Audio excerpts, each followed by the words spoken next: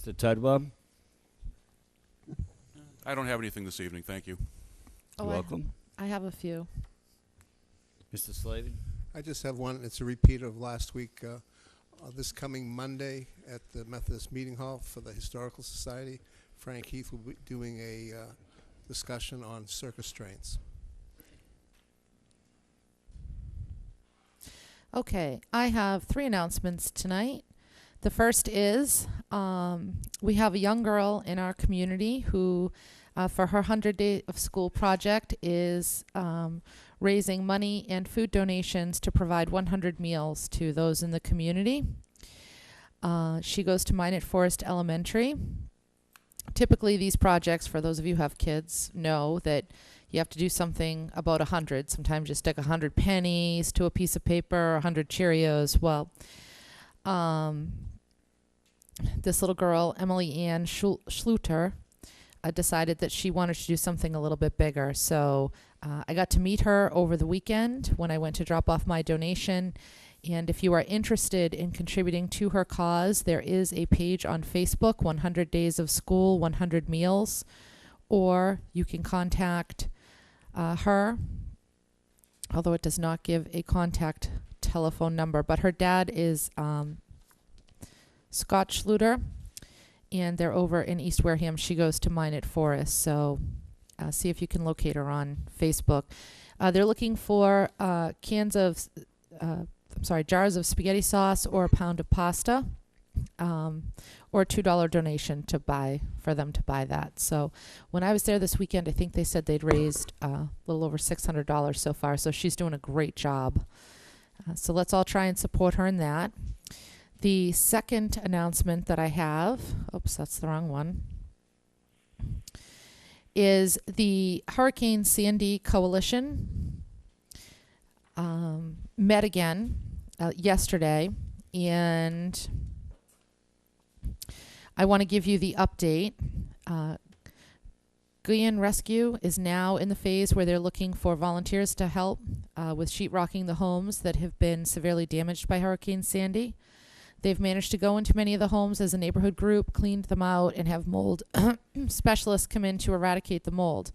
Now it's time to start rebuilding, so they are looking for volunteers this week and going forward to help with this endeavor of putting up sheetrock. Anyone who might be willing to help can contact Guyan Rescue on their Facebook page. The Coink program, we all saw that cute little pig, is in full swing, and we are challenging the community to help us raise $5,000 by the end of February. Coink banks can be placed in businesses, workplaces, restaurants, and classrooms. Coinks can take on a life of their own and come to life with names, special identities, and or challenges to others to have them. To hear more about the Coink program, you can go to the WCTV website and find the information as to how you can get your very own Coink bank. You can expand on how to get, or you can get in touch with Sally Morrison. At the end of February, beginning of March, we will set a date for a one-day town-wide collection where we will rent a U-Haul, set up a specific location, and make an effort to collect small household needs, such as bed and bath and small kitchen items that residents will need to stock up with as they move back into their homes. We will make arrangements to deliver a check from the proceeds of the Coink project thus far at that point, and along with the other items we managed to collect, plan to leave early one morning, make a delivery, and spend the rest of the day volunteering. We are looking for volunteers to help with this, as well as looking for volunteers to help us with the next event, which, if we are selected as a participating organization, we will be as participants in the WCTV live auction. If we are chosen, we will need lots of help. Actually, we'd like to know if you'll be able to help us because of the amount of work that it takes. They wouldn't be able to do it if they don't have the volunteers. For further information, you can contact Claire Smith, Sally Morrison, Mr. Slavin, myself, or Eleanor Martin, amongst other people that are already involved. And we're hoping that we can get some people out there to help out. And my final announcement is they will once again be doing, the Scotty Montero Jr. Foundation is sponsoring the Texas Hold'em at Salerno's. I'm going to try and find the date, but if you want to check with Mrs. Begley while I look for that, Mr. Chair. Okay. Well, While Kara's looking for that, just as an update, WCTV.org is the website for the Hurricane Sandy. There is a link there which explains everything in full detail. Makes life a lot easier. Okay, and let's see. Oh, the date's not on here. And there will be no coffee hour this Thursday morning. Mr. White, is that correct? There's a hand. I'm correct. I'm not sure if why he canceled it, but he'll proceed at the next regular scheduled meeting. Oh, okay, it's going to be Sunday, January 27th at 12 p.m. at Salerno's. This is the 4th annual Scotty Montero Jr. Foundation Texas Hold'em Tournament. It was great fun last year, so if you are looking for that, that event is also on Facebook, and you can join. And that's all. Okay, anyone like to address the board this evening? Ma'am?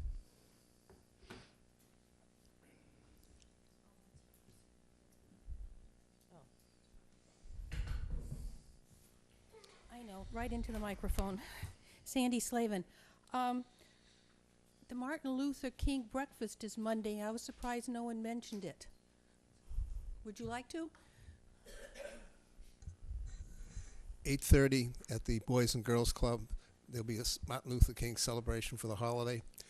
It will start at 8:30. I think it's $10 for adults or 12. For adults, 12 for adults, 10 for seniors like us. And 7 for children. Yeah, but call and arrange for your ticket because they do sell out.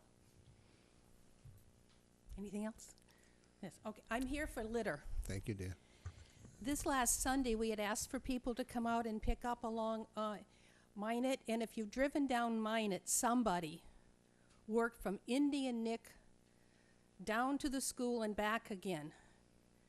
Not on the other side. Drive down Minot and see the difference between when it's littered and when it's been picked up. It's amazing the difference driving down that highway, what the side of the roads look like. And I did a section of Indian Nick between Stillman Drive and Oak Street. I've been doing that area for about 5 years. And I'm saying to myself, there's always been litter here. I thought maybe it was because of the construction people passing through and whatever, but I'm saying there's no more construction. Whatever litter I see on that section is from the people who drive down to Crooked River, Parkwood, Standish Shores, or Indian Nick. It's our own residents that are using that street. It's not people passing through that section of Indian Nick to go someplace else in town. So we're doing it to ourselves. And really, please, folks, don't throw out the window. Put a bag in your car for your trash. I understand why that person who threw out a negative pregnancy kit may not want their parents to see it in their trash.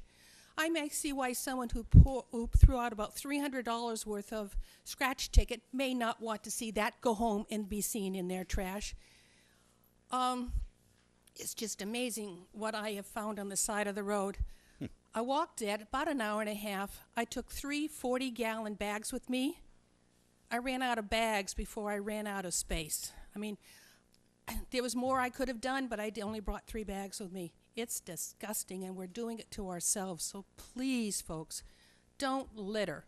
If you're walking the dog or going out for a walk, take a small bag with you and pick up the trash as you walk by it. It does look a lot better when there's nothing white on the side of the road. And as I said, Minot Ave is a good example of what it can look like if we don't trash ourselves. Thank you. Thank you. Anyone else?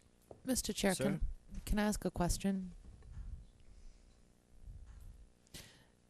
Did we appoint a... Yes. Can they come in and update us sometime soon? Yes. Thank you.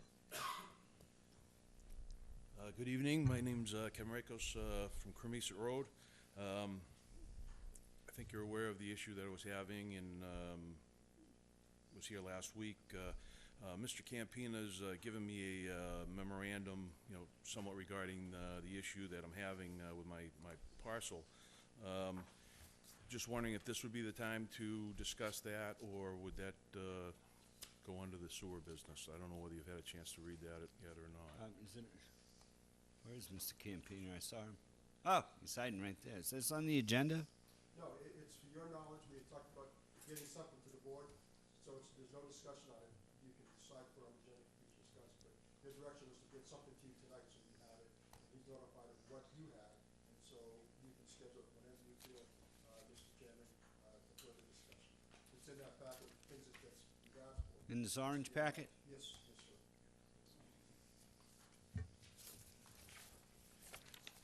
We just got this, right? Yes, I was gonna go over, because that's for your knowledge, things that you requested, it's in there, so we can, and not for discussion this evening. Only the discussion this evening is a FY 13 bill. That's on the agenda.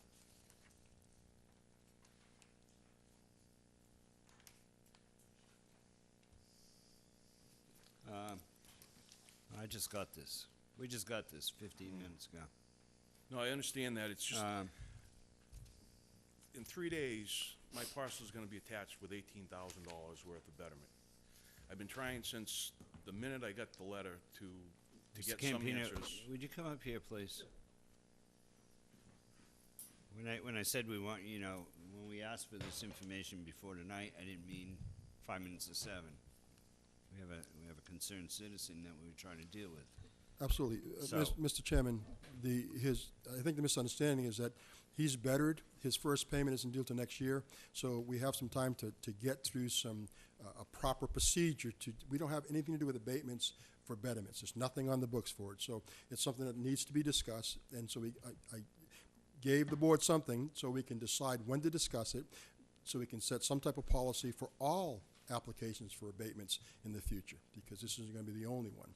So it wasn't going to be on the agenda this evening, so when we decide to get it on the agenda, it can be discussed, and then all folks that are affected by it at a later date, including this gentleman, but we're moving forward to get some resolution is how we're going to handle this.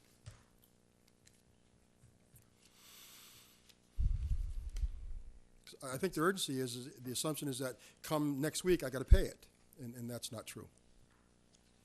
Not true. He's already bettered. He just hasn't made a payment yet, so we'll resolve it before he makes a payment, if he's going to be abated or not going to be abated. Well, That decision can't be made tonight. sorry to interrupt there. No, I'm sorry. Go right ahead. The way I read the letter was that on the 18th of this month is when, you know, the process was there, you know, underway. In fact, for my other parcel, I sent the check in actually this morning. You know, due date is 1/17. I assume that, you know, 1/17 or 1/18, you know, is when that is attached to my property, that there's a lien there, you know, if it hasn't been paid by that due date. The lien's already there. What that letter states is that by the 18th or 17th, he can make any payment he chooses interest-free. When that date concludes, going forward, when he's billed third quarter of 2014, there will be interest. There's a period previous to the 17th that you can pay it off interest-free. But the betterment is already there, the attachment's there. We're not going to attach it to the 17th, he's already attached. So now we have to figure out if, in fact, A, can we better him or should we better him, or should we not better him? And that's a process that we have. Is the lot buildable? Did we find that out? We don't know.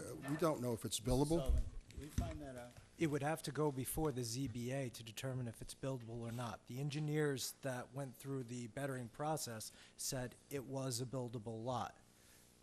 So when they went through the process, it was deemed to be buildable. We would need, the ZBA to state that it is not a buildable lot, and if it's not, then it would be abated. Is that correct? Correct. Correct. Somebody's You're already on it. vetted it. And your understanding is?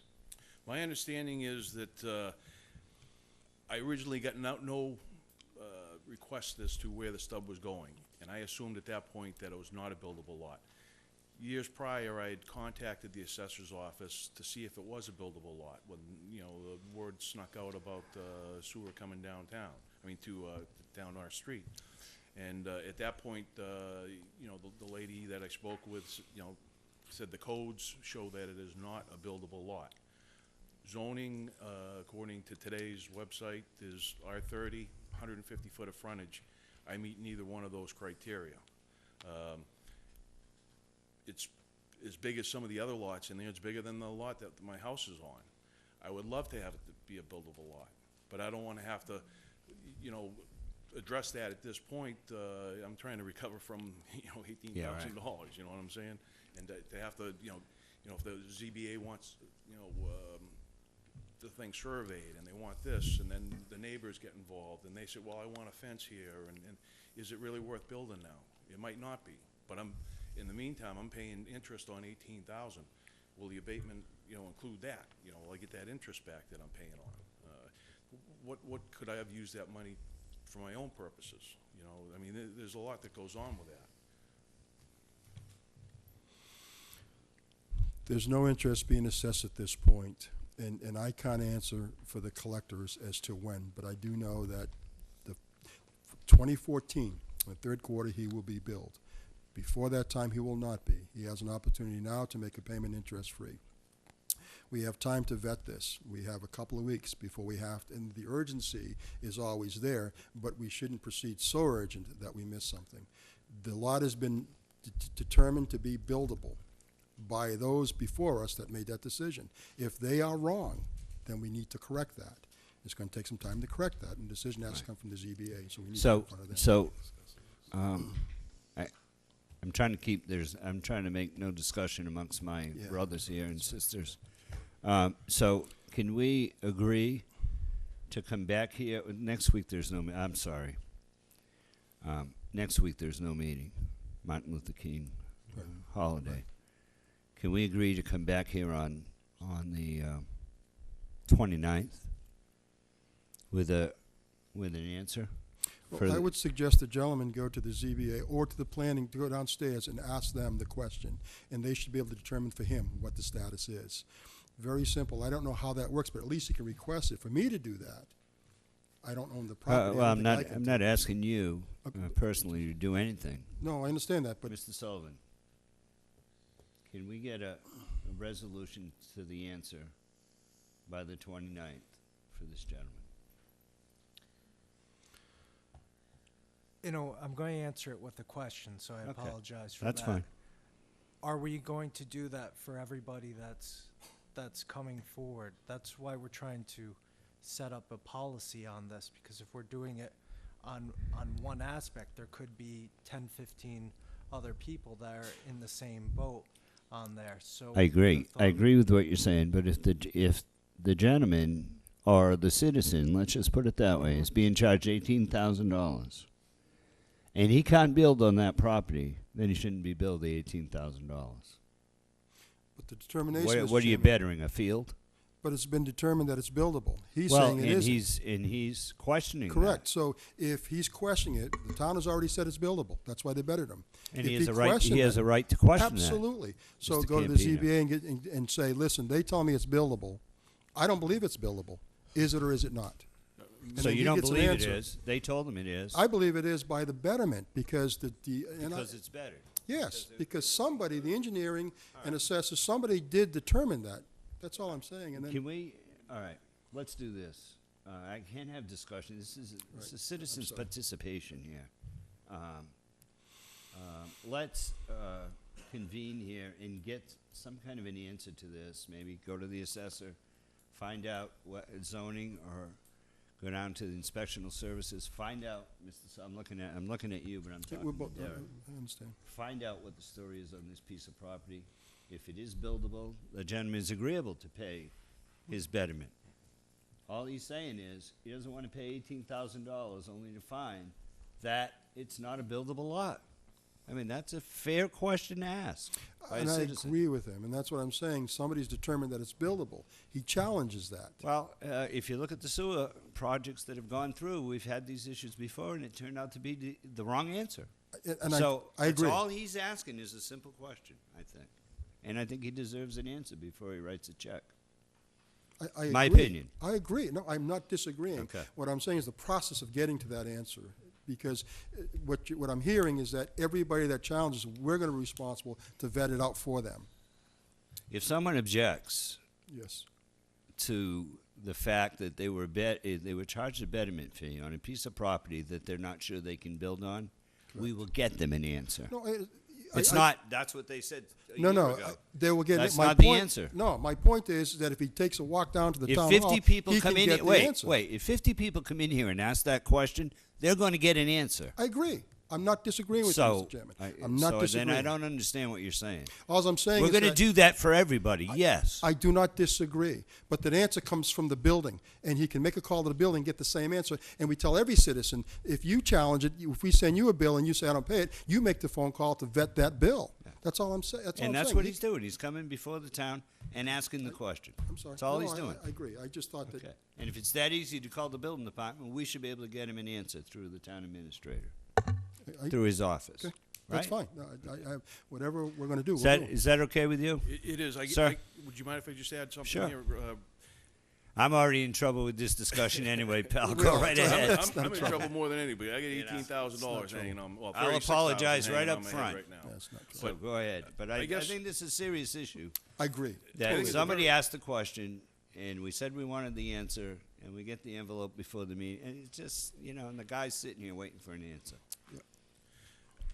I guess, somebody supposedly has vetted this as a buildable lot, and who would that be? Would it be our contractor engineer, or would it be the building department that made that determination? We hired the engineer to do this project. The engineer, when he was hired, went with the town departments and made these determinations. I wasn't there, so the determination was made. That's all I'm saying. Somebody already determined that. That's why we bettered it.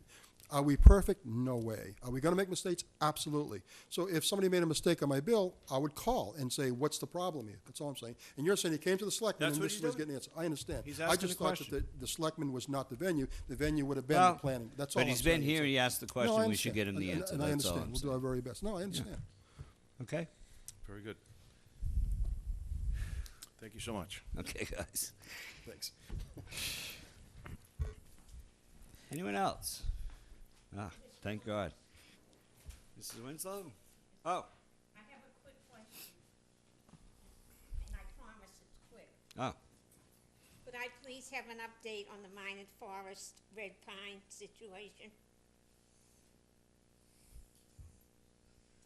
I'm not the liaison yet. I don't believe that there's been any progress there for a while.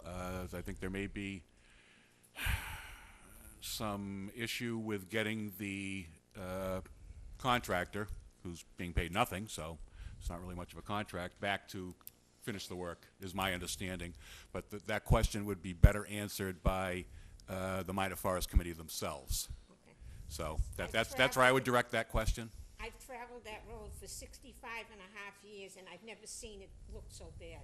Well, I'll tell you something that was interesting to that point. I actually saw a picture from, I think, this past spring on Google Earth when you zoom in, and you can sort of zoom over the forest and see green, green, green, green, green, and you get to there, and all you see is brown. It's really amazing. Yeah.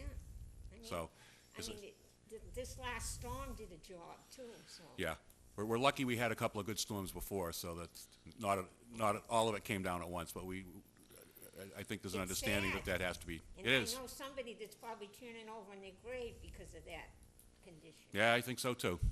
Thank you. Mrs. Winslow? Yes, Mr. Chairman. Just one quick correction. The website address to WCTV for the Hurricane Sandy link is warehamtelevision.org. And now we are on our consent What'd you agenda. say? warehamtelevision.org. What'd you Is- say before? I don't know. It must have been wrong. Oh, warehamtv.org says the man behind the curtain, Oh, the wizard, the hand. the Oh, hand. Oh, no, he's smiling now.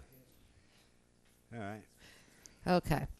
So under the consent agenda, we have the authorization to sign bills and documents. We have no bills, or we do have, but in the folder we do have the town administrator's contract to sign. So if you have not signed it, please do so. And let's see, next up we have the interview and or appointment to the cemetery commissioner. We have one applicant, and that would be Deborah Rose. Oh, you were just standing there. Oh. You could have just sat right down there. I have to give her credit because on her electronic application, there's nowhere to check off if you're a U.S. citizen, but she put it in the notes. Good job. I'm proud of that fact. Good evening. Good evening. If you would tell the board and the folks watching why you're interested in serving as a cemetery commissioner, please. I read somewhere, and I can't remember where, that the cemetery commissioners were trying to set up some kind of a computer program to maintain records. And I have worked with the computer for over 25 years in my work, which was with the federal government. Used many software packages. Am not afraid of the computer because I know I can't break it. And I am willing to help them with this task. And I am proud of the cemeteries we have here in Wareham. And I just want to try and help out. Okay, Mr. Titlebaum. Any questions? No, I just wanted to say thank you for your interest, Ms. Rose. It's a blessing to have people come forward to offer to fill vacancies on our committees, and your offer is appreciated. Thank you. Mrs. Slavin. No questions. Mrs. Bagley? Thank you, Mr. Chair. Hi, Ms. Rose. How many meetings have you attended? That's a problem, and I wasn't going to bring it up. But when I tried to find out when the meetings were, I found a lot of disagreement. The web page on the town says 5:30, I believe, on Monday, certain Monday afternoons. Which ones I can't remember, and would have been one yesterday. Now, if I had shown up at the town barn at 5:30, come to find out there was no meeting. The only reason I knew there was a meeting at 3:15 today was because I am signed up to get notice of meetings from the town webpage. And also, the standard times on Sunday lists all the meetings for the week in the town of Wareham. And again, that said Monday at 5:30. So if I hadn't signed up to get notices of meetings and agendas, I would never have known there was a meeting today. So the town's meeting calendar isn't up to date? This particular meeting changes quite often over the last 6 months because they don't have a quorum. Well, how can they meet if they don't have a quorum? Well, and then they didn't have a quorum for a while, and then we appointed, about 3 or 4 months ago? Mm-hmm. And then it's only if those two people can make it. Okay. And that meeting's been changed a Yeah, few but I times. did go today. Oh, good. Yeah. Mrs. Begley, go ahead. I'm sorry. I just Oh, that's wanted- okay, thank you. Have you been interviewed by the committee? No. Okay, just asking. And I know, I appreciate that you want to get involved with the computer program, but I think that actually entering the data is day-to-day. I could be wrong. And I Well, think it that wasn't- Mr. Gifford's office, It wasn't specific as to what they needed, but they said they wanted to establish some records. That's all I know. right, so I'm just thinking Yeah. that it's a day-to-day thing that his office would take care of. Mm. Thank you. Mrs. Winslow? I don't have any questions, Mr. Holmes. Is there anything else? Thank you very much. You're welcome. I hope you enjoy your work. And thank you for volunteering. You're welcome. We need a lot more volunteers. Well, you need to be accepted when you volunteer, too. Ooh, thank I you. don't mean that against the No, I Board got of it. Selectmen. I got it. Thank you very much.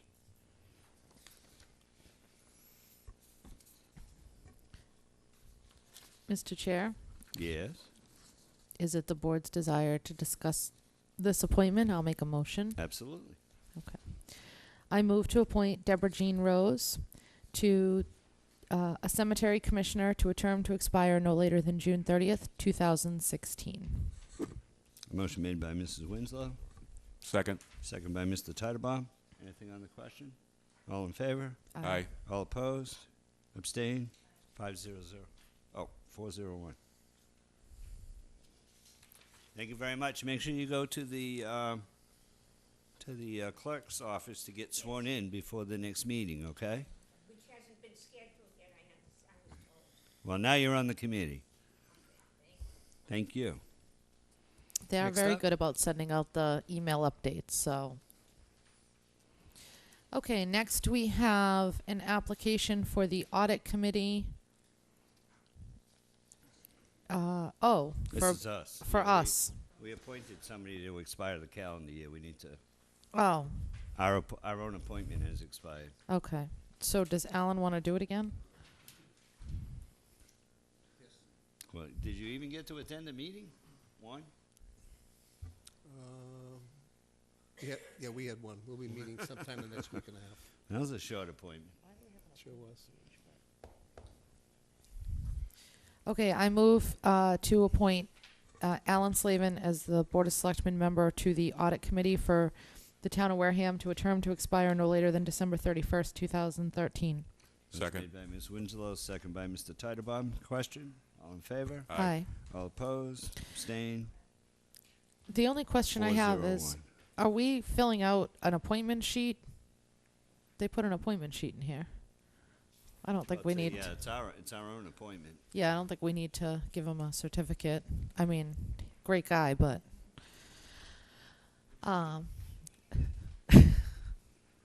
next we have the approval of the January 8th minutes.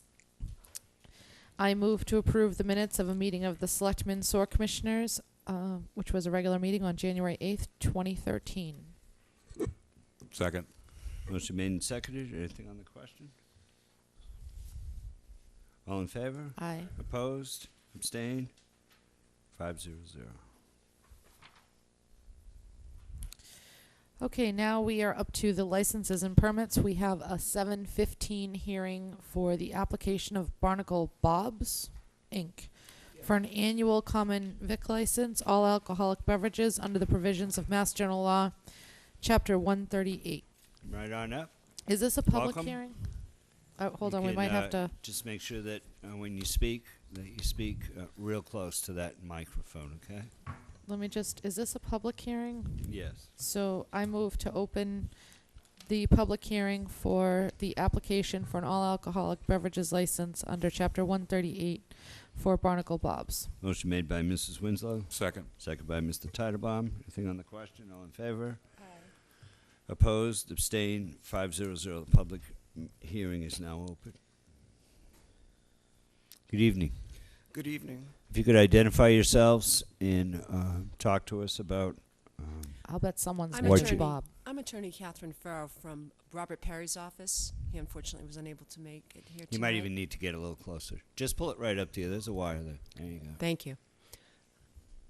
I'm from Bob Perry's office. My name is Catherine Farrow. Good evening. Good evening. Tim Schiffoni, I'm the applicant. Tim, good evening. Where does the Bob's come in? My son. Oh. Yeah. I knew someone had to be named Bob. So if you'd like to give us an infomercial, now would be a good time to do that. Thank you, You're welcome. Mr. Chairman. I'd like to say and start by having a belief in Wareham. I've been here for over 20 years. I've invested a lot of time, a lot of money in different projects. I've tried to keep the projects that I have very clean, very up and foremost, that reflect what Wareham is. And I think it's an up-and-coming area. I came originally from Metro West. I came down to Wareham, and at that time, there was not the development that we've seen lately over at 195 and 495. During that period of time, I've purchased several properties, and I believe in Wareham. This particular property, I know everybody's familiar with it, at 2424 Cranberry Highway, more so than I. I know it's somewhat, perhaps not historical, but it has a lot of meaning and goes back a long ways in Wareham. In the short months that I've owned it, I've had numerous people stop by, and just from cleaning up the place, I've had comments that I've done more in 3 months than has been done there in 3 years. And I want to continue with that. I want to make the place as presentable as possible. I want to make it convenient for not only the residents of Wareham, but also, as the name suggests, Barnacle Bills, to the tourist season that occurs in the summertime.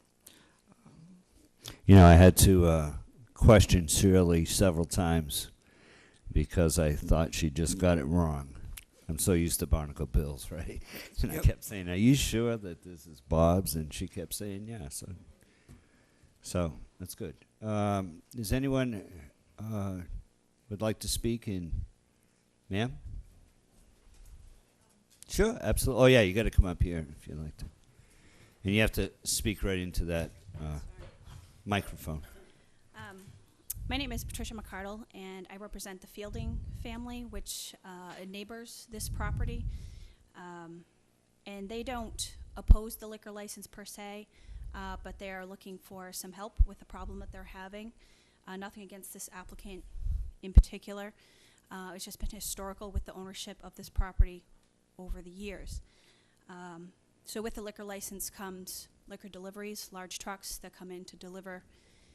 Historically, these deliveries have been to the back right side of this building, which abuts a road which my clients access their property on. And I actually have some photos here, if I may approach. And Sure. actually, I brought one for you.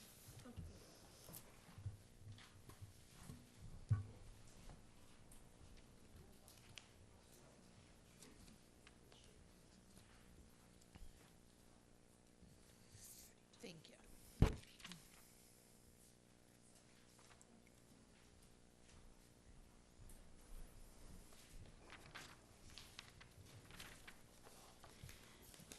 On the first page are the photos looking from the Cranberry Highway down the particular road that I'm referring to, which is a 20-foot, it's actually a state road, not a private road.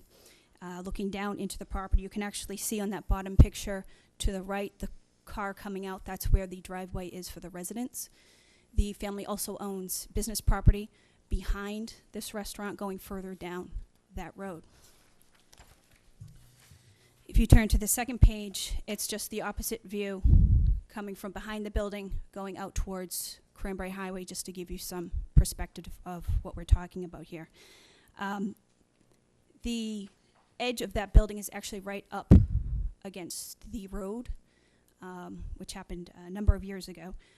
However, it is a problem when delivery trucks come to that portion of the building. They park there, sometimes perpendicular.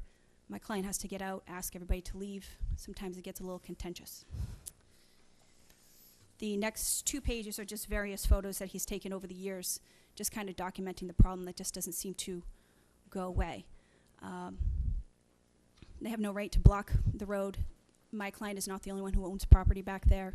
He's the only one that wants to come forward and bring this to your attention. Over the years, again, this is nothing against this particular applicant, but arguments have ensued. There have been a couple of police have been called a couple of times, and they're just looking for some help in keeping the peace. So we're not asking you to deny the liquor license or anything like that. We're just asking if there can be some kind of restriction that prohibits all delivery trucks from blocking the access to that road. And that's what the Fielding family is asking for. Mr. Chairman? Is there anything else, ma'am? Not at this time, no. Thank you. Is there anyone else that would like to speak either in favor or opposition? I will let's say I'm in favor. Thank you, Mr. Barrows.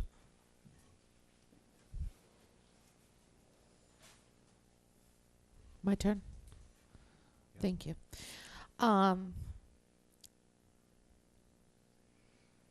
Thinking about the setup of the building and the issue that was just raised to us, I'm not sure, and in the past we have put conditions on licenses such as this to address quality of life issues for the neighbors. Unfortunately, our town council is not here tonight. This may be a question for him. The delivery trucks are coming around back because there's nowhere in the front to deliver without being on Cranberry Highway. There's no space in the front. So I'm not sure how we could we can't restrict that back access, because that would force a delivery truck onto Cranberry Highway, which would create a safety issue. I think that,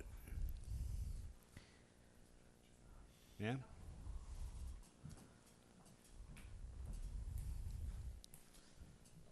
I don't think that they're looking to restrict them using that area. I think if they could just be parallel along the road and leave access open to the road so people could go by. I think, absolutely, you're right. I think the way the building is, it's a little unfortunate, the way delivery trucks have to come in. But if they're literally perpendicular across the road, that's a problem. So we're just asking for some courtesy that if they're going to park and deliver, that they remain parallel to the building. And I'm pretty sure that Mr. Schiffoni, is it? Yes, Mr. Chairman. Schiffoni? Yes. Is that right? Yes, it is. Good. I'm sure that Mr. Schiffoni will be more than courteous with his neighbors. Is that correct, sir? It is, yes. And you know, road issues really are dealt now with. We have a road commission to deal with road issues and parking signs and things like that. I would hope that you would, being new, you didn't cause any of the old issues. I would hope that you would be more than courteous with your neighbors and maybe have a discussion with them, right? Absolutely. And you have plenty of parking around that building on the other side, so for regular customers, you may just want to consider that, but we don't regulate the roads. Absolutely, Mr. Chairman. Any other questions, Mr. Titlebaum? I have no questions. Mrs. Slavin? I've got a few here.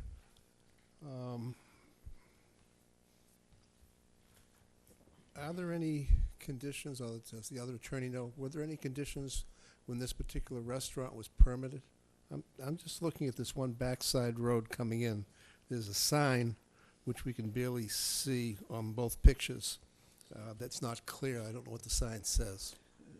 The sign said, state highway parking prohibited, and So this was some kind of a stagecoach road or something at one time? no, I don't believe that sign was put there properly. But you're saying this is this road coming off by the corner of this property is part of a state road? No, sir, Mr. Selectman, I'm not saying that. I believe the attorney representing the Fieldings had made that representation.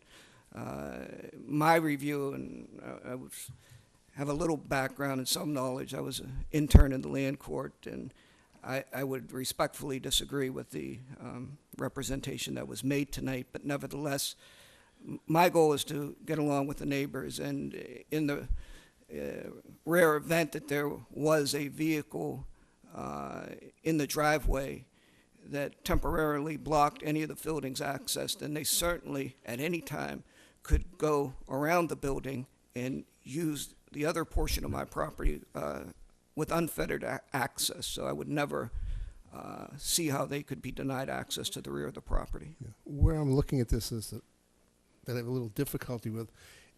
This is almost like it's a road, but not really. It's been paved partially and moves around. It doesn't really, it almost doesn't really have the width of a road. I'm questioning, is this road accepted in the town of Wareham? I'm sorry, I should have done my homework better, obviously, but I didn't expect to see this. I understand that it's been a contentious matter for quite some time as far as the neighbors go. My review of the record and looking at the chain of title, it's unclear. It seems at one point it may have been a taking by the state for the purposes of gaining access to Route 495 and 195 when it was built. Okay. Because what I'm looking at is that one corner on the first page to the road itself. I don't see any way possible that complies with any Wareham setback rule or anything that exists. My question to you at this point, where the building's been unoccupied for 6 months or so, are you having to go before the planning board, anything just for site plan review or anything at all? No, sir. Okay. My question is going to be, I'm not sure how this condition existed, and I'm not sure whether the board has the right to sit there and put conditions as far as, what would be a planning and zoning issue. But there's definitely an issue here as far as road width, everything. You know, it's a condition that's there. It really should be resolved, because I don't care what anyone does, you're gonna have a constant issue with, even with signs, people are just gonna park normally, and it's, if you look at this page here, I mean, this is, you have a busy day at the restaurant, employees and everything else. I don't see how you get around this, because there's no place to go. I just don't know how it ever got put together like this. I'm at a loss. I understand, Mr. Selectman. On the other side of the building is the property that goes with this restaurant, and there is an access. I see that, and there's plenty of room on that side. And there's plenty of room on that side. And again, to the board, at no time would the Fieldings' access be denied. In the rare event that a delivery truck was there for a short period of time, that would be unloading food for the purposes of stocking the restaurant, and any of the Fieldings felt that they needed to access the rear of the property, and they were prohibited by that. As a representation to the board tonight, I assure you that they would certainly be able to go around the building at any time, for any reason, to get to the rear of their property. I understand. It's just that one issue. We have that little driveway that's right, you know, almost directly behind the Absolutely. restaurant. And obviously, those people there are gonna come in from that side there and come in, because that's where the road is. And if you look at the way the paving and everything is there, there's never been a clear, you know, setup there at all. Something isn't right. I don't have an answer. I'd kinda like to look at it and find out what happened, because I don't believe, and I could be wrong, that we have the right to sit there and put conditions as far as a liquor license on that particular piece here, because this is, I think, a zoning planning issue. I could be wrong. Thank you, Mr. Chair. I have a few questions. I see that your occupancy is 150 and seating capacity 140. How many designated parking spaces do you have? I don't know that exact answer. Do you have outside seating? No, Madam Select. Okay, so there wouldn't be any alcohol outside of the building? That is correct. Did you do significant renovations? I did not. Okay, thank you. Mrs. Winslow? Mr. Chairman, I'd like to respond through you to my colleague, and that is that we cannot regulate parking issues and things of that nature, but we can condition the license such that that a delivery truck or anything like that can't block someone else's property, that he would have to. I believe we can. We've put conditions on people's licenses before, but my feeling on this matter right now is that I know he's anxious to get open, and I'm anxious to have him open, but I think we need to get some of Mr. Slavin's issues addressed by town council before we issue a license. I agree. We basically, we can condition that delivery trucks, if there's noise issues, stuff, can certain times. But as far as parking and stuff like that, it's not in our purview. No, that part's not in our purview, but if deliveries are coming in on a regular basis and they're blocking, you know, they're on. Anyways, but I do think that the issues are they're legitimate, and if we were to issue you a license with or without conditions inappropriately, then that's only going to cause more problems for you in the long run. So my suggestion would be that we continue this hearing until the 29th.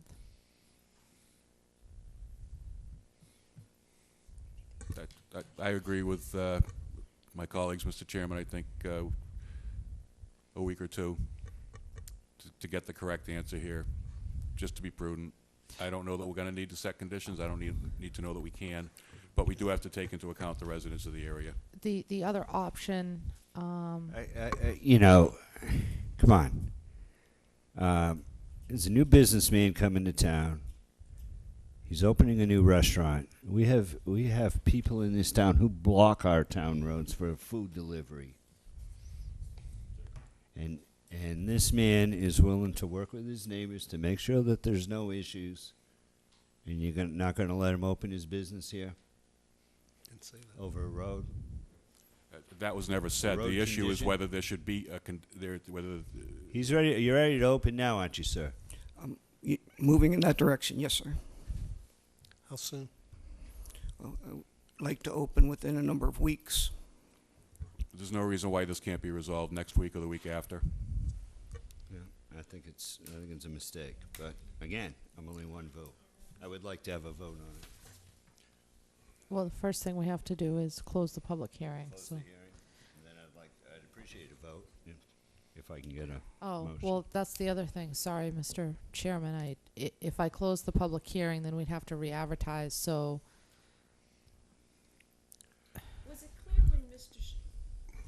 Was it clear when Mr. Schifoni was speaking that unless the truck, a delivery truck, was parked across and/or completely shutting off that access road, that person could go right or left upon leaving their road. So they are not blocked in.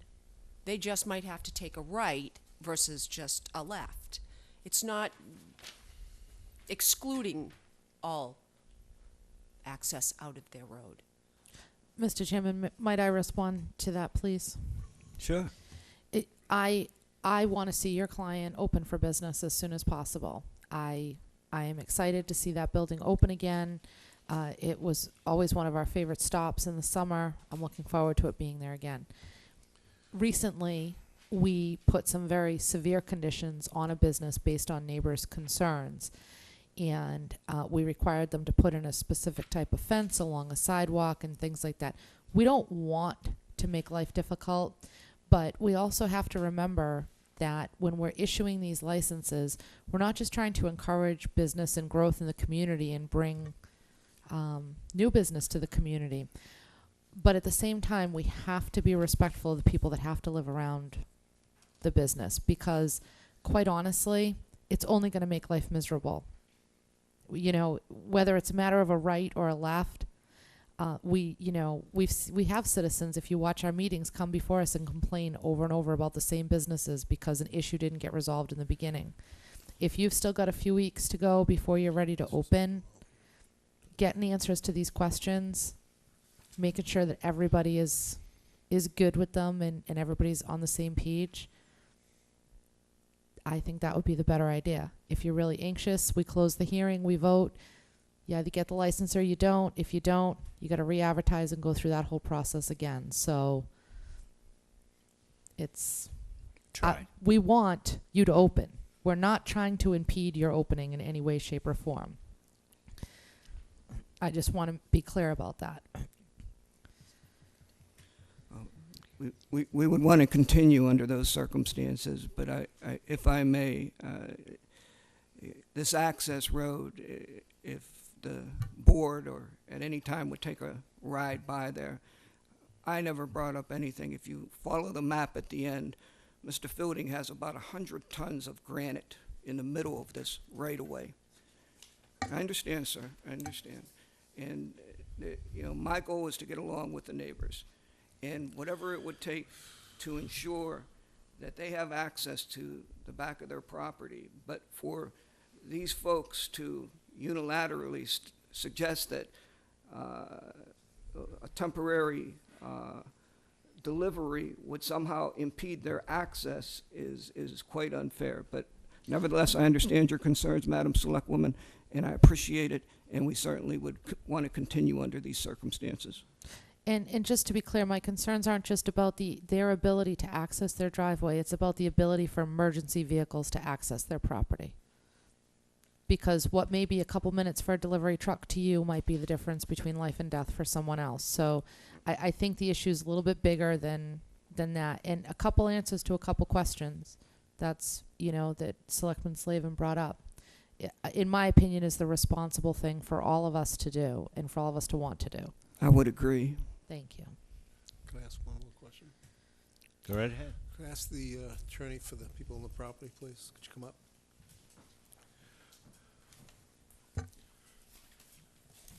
I'll make a speak. The map that you have here, this is the road, which is the one that's wide open all the way through, and the other road really doesn't show here at all, correct?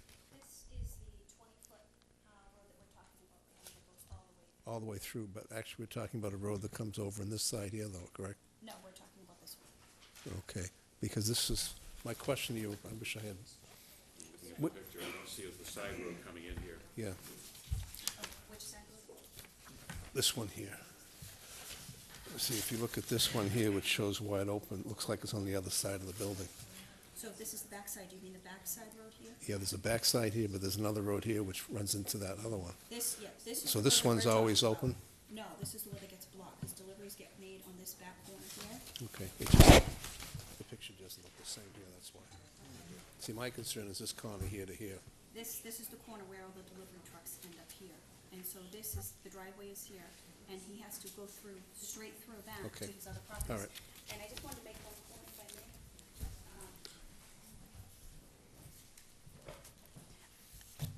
My client does appreciate Mr. Schifoni saying that he can use his property at any time to go around the back. I just have to say that the businesses in the back, they use 18-wheel trucks.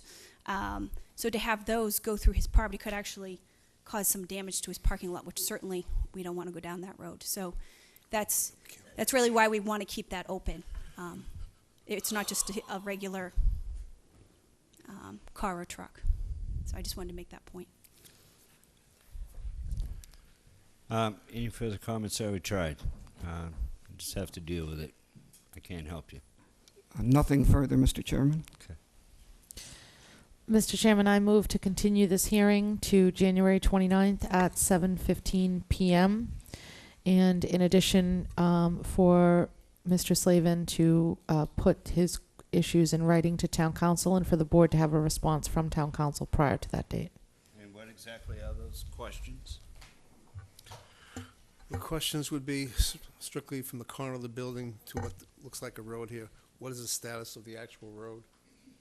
You know, is it a state road? What is it, you know, who has jurisdiction over it? If it's a state road, then my discussion is irrelevant, because we have no say. So all I'm looking for really at this point is who owns the road? Is it a state road or is it a town road? And if it's a town road, you have no say. That would fall under road commissioners. If it's correct? a town road, there might be some issue as far as, you know, the corner with the setback, but the bottom line, if it's a state road, then this is all moot point, and then I'll apologize for wasting your time. No apology necessary. It's always a pleasure, and I No, look forward. I should be ready for this. I'm a little disturbed that I didn't have this up front. Sorry. I'd hate, you know, we're not Thank- looking for you to have to delay, but I just have to ask the question. Understood. Thank you all very much. Well, Motion made and seconded. Anything on the question? All in favor? aye. All opposed? Aye. 410. Forward to seeing you on the 29th. Thank you.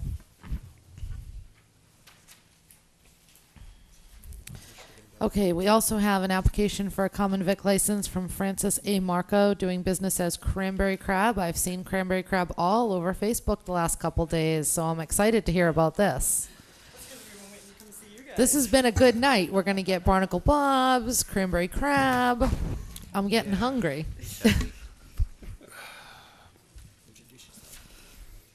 Hi, I'm Francis Macro, and this is my wife, Kara Macro.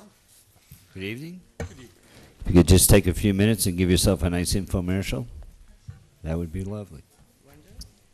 You're the Facebook queen. I guess I'm the appointed media queen here. We're Kara and Frank. We're so excited to be an on-set. We bought the Fresh Food Cafe. This is going to be the first business we're opening, but we're not new to the restaurant business at all. We've both been general managers for probably a combined 35 years between us. We come from Yarmouth. We're actually coming from the Mid-Cape up here to run our business. So, and the reason for that is actually similar to the last gentleman that was up here. You guys are on the upswing. You're just about, we think there's a lot of good stuff going on up here in Wareham and the onset area. And it's obviously, our onset is charming. We love it. What else infomercial? What are you going to say, Frank? Go ahead. We're looking at a combination of several things, and if you've been on Facebook, you've seen that we're actually asking people of the area for ideas what to serve. So we don't have the menu totally set yet because we're getting a lot of feedback from people in Wareham, Onset, Buzzards Bay. We're going for variety, so there's more choices. We're trying to stay off. Firehouse Cafe just opened, doing a great job with nice meals coming out of there, and you got the Sunrise Cafe, and of course, we won't be making pizza. We know Mark Anthony's is right down the street, so, you know. But we're looking at, a little bit of Mexican, a little bit of American, a little bit of Italian, some seafood. So that's the direction we're heading. Lunch and dinner. Mr. Titlebaum, questions? Nothing on the application. Thank you for applying, and good luck. Thank you. Mr. Slavy? What type of hours do you plan to run? 10 to 8 right now, maybe 10 to 9 in season. Days? Right now, we're going to do 5 days a week because we do have a family. We have 2 children. And then when summer's here, then we're going to do 7 days a week. Do you plan to try and expand the enterprise and possibly look at a liquor license down the road? No, we want to stay away from liquor. We're not. We have no interest in liquor. Okay, thank you. Thank you, and we appreciate you trying to locate an onset. It works. Thank you, Mr. Chair. Well, this is exciting news. 10 to 8, 5 days a week. Which days? We will be closed Sunday and Mondays. Okay. And so are you planning on having breakfast items at 10 o'clock in the morning and No, then lunch? it's- Or are you just no. going to be like kind of lighter fare? We're lighter fare because we're so close to the beach. We want to offer sandwiches and stuff to people in the area to stop by the restaurant, pick up sandwiches or whatever to take to the Oh, like beach. a box lunch? Absolutely. We're Yes. doing wraps and things like that. Oh, great. also. And then we'll have set menu items that are heavier for people who want to sit and eat, like, meatloaf sandwiches and things like that. Yep. I think that between Firehouse Cafe and Sunrise, they have it covered for breakfast. I don't think you guys need a third place right there for breakfast. So. Now, when are you hoping to open? When's your grand or soft opening? We're looking towards the end of this month, but Like we, the 29th, the week of the 29th. That's why we sort of tried to get in here tonight. And have you relocated to Onset or Wareham yet, or are you still commuting? Oh, we are commuting. Well, good for you. We're going to try it this summer. We'll let you know. If we look a Well, little you'll be going- frazzled, we're taking that bridge the other way. You'll be so. kind of, you'll be going opposite the traffic, Yes. pretty much. well, we've already, figured that too. So, and then again, we're both in the restaurant business for so many years that we understand the ins and outs and the flow of business with restaurants. So, Sure. Great, welcome to Onset. thank you. Thank you. Mrs. Winslow? I have to say that, it's exciting for me to see new business, and I think it's a great spot. I would say pastrami and mustard. That would be my vote. Did you put it up there yet? It's already up there.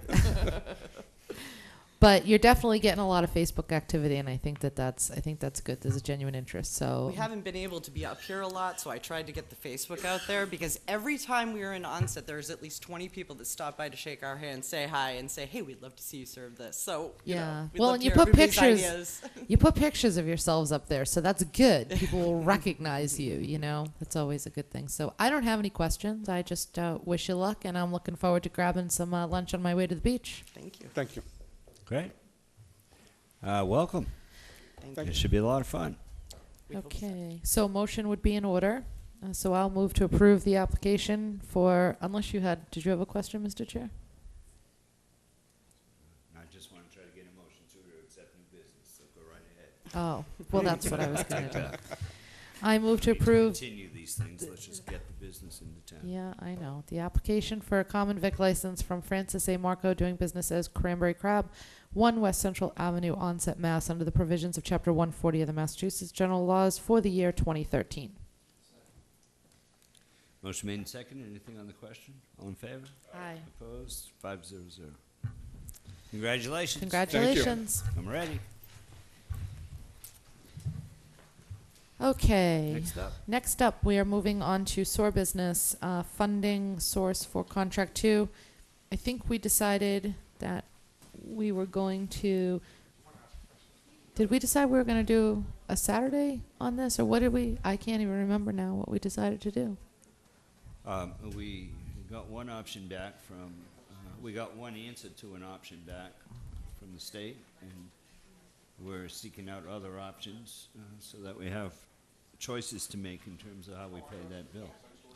So it's probably best to wait till we have all our choices in front That's of what us. Okay, that's what I knew that It's we here on weren't. it's here on the agenda, so if we come up with something else or something else comes through the channel, that we can discuss it without violating the open meeting law. Okay, just wanted to make sure I was clear. So then we would move on to the Mr. FY Campina? 13 capital costs for the town of Bourne.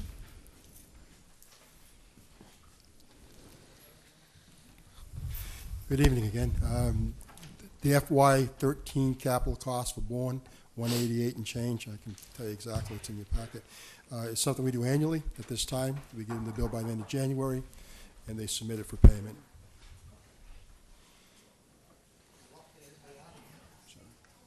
Okay. So, Mr. Chair, this is, as the board members I'm sure are aware, an annual thing, as Mr. Campina said. So I am going to make a motion that we approve the Town of Bourne FY 2013 capital costs in the amount of $188,477.53. Second. Motion made and seconded. Anything on the question? All in favor? Aye. Opposed? Abstained? 500.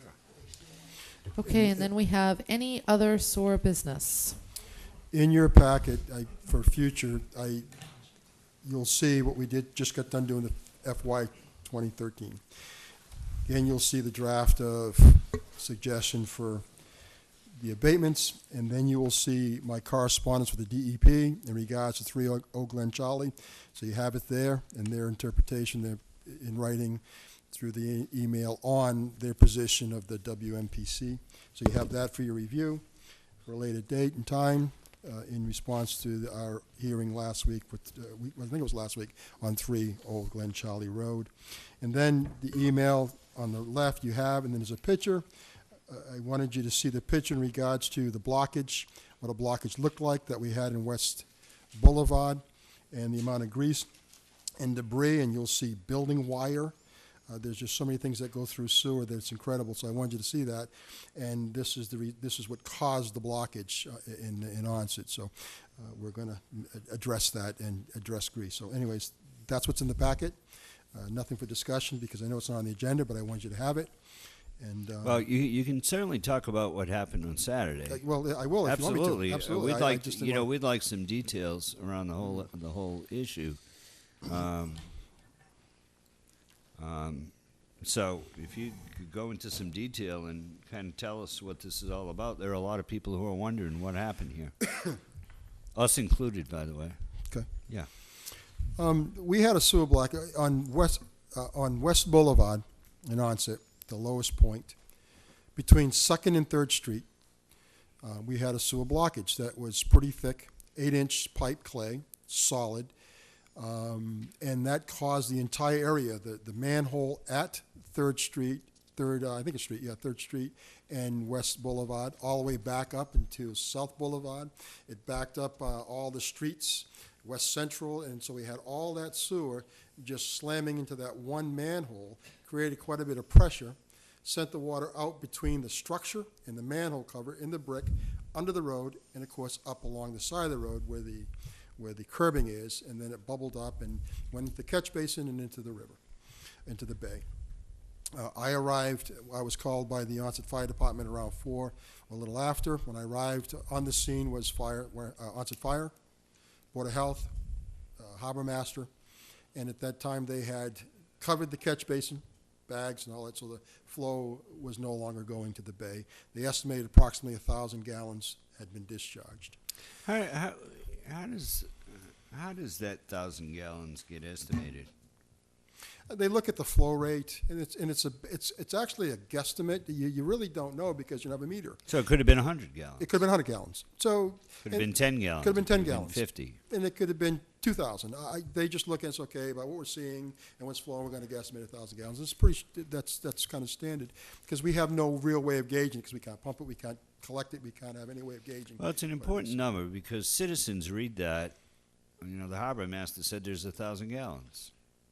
Well, maybe there was, maybe there wasn't. The DEP and the EPA, when I have to do a sewer SSO, to the EPA and DEP, their criteria is less than 10,000 gallons. So what they asked me is it less than 10,000 gallons? So we answer yes, approximately 1,000 gallons. That was the determination that was made. So if it's over 10,000, then it triggers some other things. And so the threshold is less than 10,000 gallons. I think the citizens need to be aware of that. That's EPA requirements and DEP. So that's how we answer that form. So when we got there, it was plugged up, and so now we have to figure out how to unblock this. So we jet rotted probably about 6 hours to hammer through this blockage. It was that thick. It was 8 inches solid and probably about 2 feet thick. So in that pipe, 8 inch, 2 feet, and we had to hammer through it to break through the blockage, and then of course allow the sewer to flow into Heinz Field. So once we finally got through, and it was it was really incredible. We vac on in our trailer, and we finally got through, broke it, and it just let go, and of course drained the entire area. Now, once that happened, we had a pump truck on site to stop further contamination into the river, into the bay, I should say. And then once we cleared it, we jet rotted again a few times, went past the blockage, through the manhole, into the other part of it, just to make sure that we got it all, and we were satisfied. We had good flow, and of course the flow was tremendous, and then it slowed down to a normal flow. Then we took about, I think it was approximately 800 gallons that we had on this pump truck, added that to the system, watched that flow. Pretty happy that we have flow. We monitored it by the pump station numbers for the rest of the evening. We bleached the area for disinfecting, and so we secured the scene, cleaned up, and went home. Monday morning, we went back there, and this is where we took the picture. Now we're going to clean up the manholes. That's what the manhole looks like, so we're going to get all the debris out of there. And then we disinfected the entire area again. More bleach, hypochlorite. We used 14% hypochlorite. Scrubbed it down, bleached it again as a precautionary if we missed anything. And then, of course, we wrapped it up. We reported this all to the EPA, DEP, and of course the fisheries and all the different agencies involved with this entire process. Do we notify the health agent on the weekend when this happens? I I did know notify nobody him. likes the poor guy gets bothered He was there. 7 days a week. But he was there Yeah, absolutely. on The Saturday? Board of Health was there, the Harbor Master was there, and of course the onset fire was there. Wareham Police was there. We were there, and they blocked off the area so we could keep pedestrians and traffic out until we got it done. It was. Questions from the board? Mr. Titlebaum. No, obviously this was something unavoidable from your perspective, but probably very avoidable from the perspective of the person who put something into the pipe that caused the blockage. So I guess this would be as good an opportunity as any to ask people, be very careful what you put down drains, what you put down sinks, what you put down, anything that empties into the sewers. That would include possibly construction sites where people are working, where they sort of tied into the sewer and there's a larger aperture pipe sitting around. Don't block our sewers, please. That's my question. That was one of the questions I had earlier. You can't fit this down a toilet. Right. Well, if you took You the can't toilet put this off, down your sink. If you're remodeling, you took the toilet off, and there's an open pipe, it goes. Well, down. yeah, okay, Absolutely. but- And that's what a lot of remodeling things going on. What about if you totally demo the How does somebody interior get of a the whole house? plate down there? How do you do that? A plate? Because we don't have open sewers, right? They're closed. It's closed. In New Bedford, you can do that because it's got you got that big opening. You can throw anything And you you want want, down there. yeah. But we don't have that here. Yeah, 'cause So we how have. does somebody get wire in there like that? It just drop it in and eventually makes its way there. It isn't like it's going to go to that spot immediately, but it'll eventually make its way there. And under hydraulic force, it does weird things. I mean, I see things that I've got a beaver this big. How'd that get through? I just, it's incredible what gets through. It's I never incredible. thought of that though. If you took the toilet off, you got that. It's you know, wide that open, pipe, and you so could throw when you're something down there, I demoing, guess. you know, Mr. Slavin? Guy, this is a main pipe going across, and is there a side pipe coming to the Y? Absolutely. You'll So see. this thing basically blew apart at the Y? What happened is if you look at this pipe, at the Y, The things I'm looking straight at, I across don't is- want to know what they are. You're looking at the manhole. These are the inverts in the Right. flow. So the one that with all the trash in it comes from Third Street, enters in and flows into this manhole. This pipe runs all along West Boulevard. And that's a gravity feed? It's all gravity. And that's what, when I got there, I was perplexed because usually when you have pressure, we have force mains, and pressure is when you see the bubbling. So when I got there, I said to the fireman, I said, well, it can't be us. We're gravity. We don't have enough pressure to bubble. But of course, because it was such a backup, and it backed up so much of the area. All the force coming down the hill created tremendous hydraulic pressure, and so it had to go somewhere. And the block was such that the pressure from that couldn't move it. So, of course, it found its spot out and into the road. So it was incredible. It was Is this incredible. pipe coming in from the bottom at the right angle, more or less? Is that a clay pipe again? It's all clay. So it's all clay? That's right. It's all clay. It's an 8-inch clay. They call it petrified clay. That's absolutely. In looking at that, Disgusting. are we looking at any long-term common problem?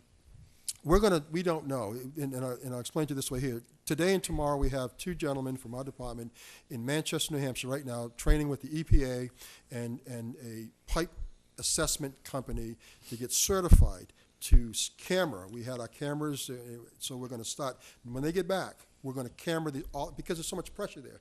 We don't know. We want to make sure there's no damage. So we're going to camera that entire area to verify that these pipes are still intact, because you get so much pressure they could crack. And if there's crack, that means sewer out on low tides and water in on high tides. So we need to verify and take one more step to make sure that we're intact and we're structurally sound. So that's what we'll do coming up in the very near future, to verify that we don't have any greater damage than what we have here. I'm just a little concerned because this is the second issue of the clay pipe. Clay in a pipes, they're all short over the period of place, sir. time, and this all goes back to the 1970s. So, Yes, sir.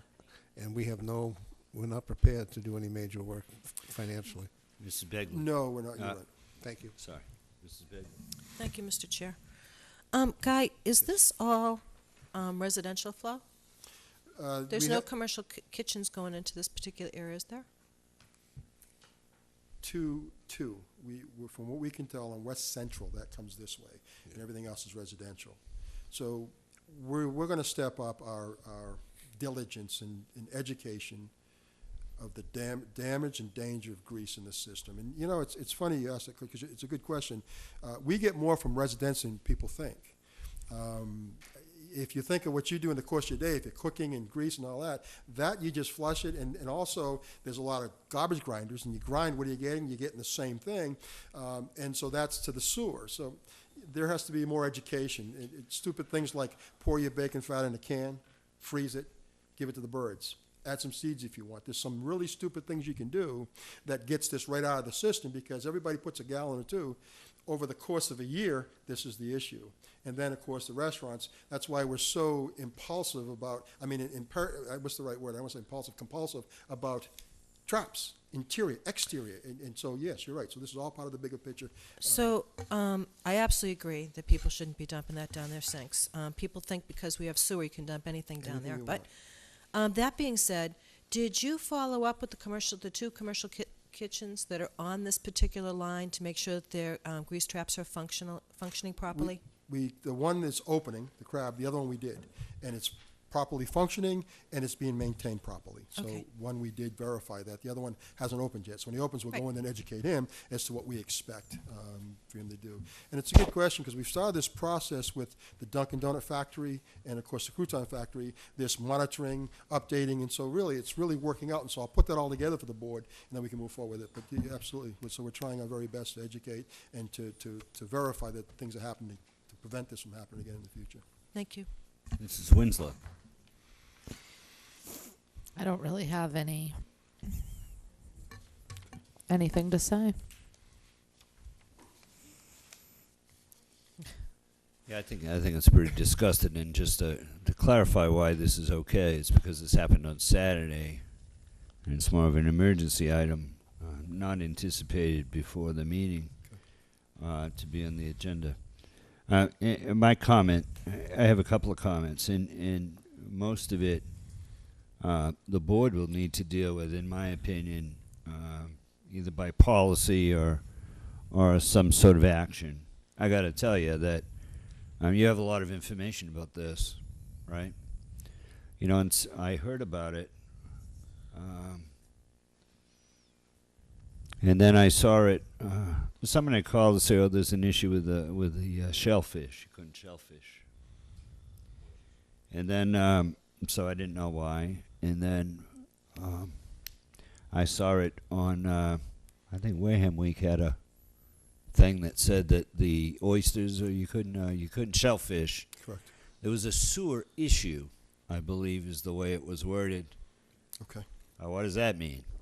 You know, And then it listed all these places. I mean, God, it looked like it was a catastrophe in town. Right, it was the entire bay, you're right, all the calls. And, yes. you know, it lists all these places. Yes. This is all water quality. And, you know, the five of us sitting here are the sewer commissioners, whether we like that or not, right? And I got to tell you, this description you have here, which came in on the 14th. Monday. Yeah, Monday morning. Monday morning. You know, at 10:37, we get an explanation. To me, it's my opinion. I'm not asking you a question. No, but I'm To going to me, address it. to You're me, right. that's unacceptable. Absolutely, you're absolutely right. And Because, sorry. excuse me. Sorry. Because, and here's why. Not that I have a demand to know every little thing that's going on, but we are the sewer commissioners sitting here. And not only that, but when something like that's allowed to go to the press, and I'm not saying you did it, all I'm saying is as a town, that goes to the press. A sewer issue. Well, what does that mean? And then people, absent fact, right, fill in their own details. They don't have to be accurate details, but they just filled them in. So all I'm saying, gentlemen, is when something like this happens, you did a great job at straightening it up, but we got to get that straightened up communication out to the people so that they can go on and read, oh, here's what happened. This thing got jammed up. We lost a few gallons. It's not a catastrophe. But to say there's a sewer issue, that doesn't describe the problem. And then we don't get back to people with an answer until, well, Tuesday night at 8:30. See? That's all I'm saying. It's not a direct complaint. It's just an observation from somebody who lives here and who lives in Onset. I wouldn't go stick my feet in the water Saturday. I had no plans to do that. But if I didn't go on the website or see that in the newspaper, I wouldn't have known it was happening. And then even after I saw that, and then you see people commenting, you don't know who they are, but you don't know if they know something or they don't. So if this had been on the website, even on Sunday, to give it to the newspaper on Sunday and say, hey, after investigation, here's what happened yesterday. It stops all of the people filling in the facts because they didn't have any, right? I agree 100%. So that's my line. I think you did a good job at straightening it up and following up and all that stuff. But I just think that we still sometimes miss those first two steps. I mean, listen, I have no problem reading that in the newspaper. I mean, I'm not saying you have to come to me with it. All I'm saying is this information needs to get out. This is good information. I dropped the ball. On my list of... No, I want you to understand, sir, Mr. Chairman, my responsibility, I go to EPA, DEP, but I need to add to that list the town administrator so that he has the details. Because, he's the boss. Absolutely. So when he has the details, then you'll get the details. So I dropped the ball, and I didn't include him in my list of people to inform. So I dropped the ball, and so I added him to my list, so anytime there's in the future, he'll get the update immediately, and then he'll have the information, and we can stop this. That's how we improve. Absolutely. We take an Absolutely. issue, So, we look at absolutely. it, we do a quick after action, and we move Absolutely. forward And and straighten it up, right? We're gonna That's try how to- we improve. We had a meeting about it this morning on there because we both thought that there was something that had been missed and trying to come together and figure out what needs to be done. So we're connected You now. don't need to call me, you don't need to call any of us, but you do need Absolutely. to go through him because he'll take care of taking care of the rest of us. Absolutely. Right? People do need to know. You did That's a all. great job, and your guys did a great job out there responding right away. So that's probably But one of the word we put out is the word we put out, and the word that we put out Saturday wasn't that great. No. And matter of fact, the public knew before I knew. See? Okay? That's my only comment. Anything else, the board?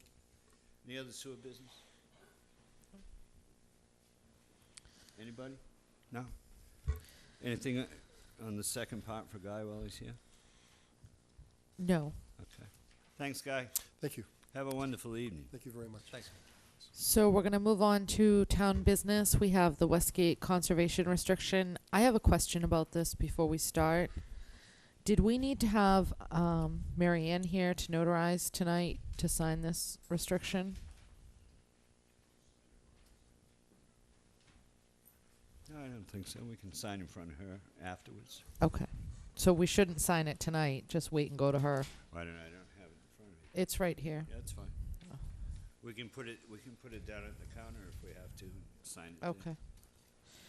All right. Come on up, please.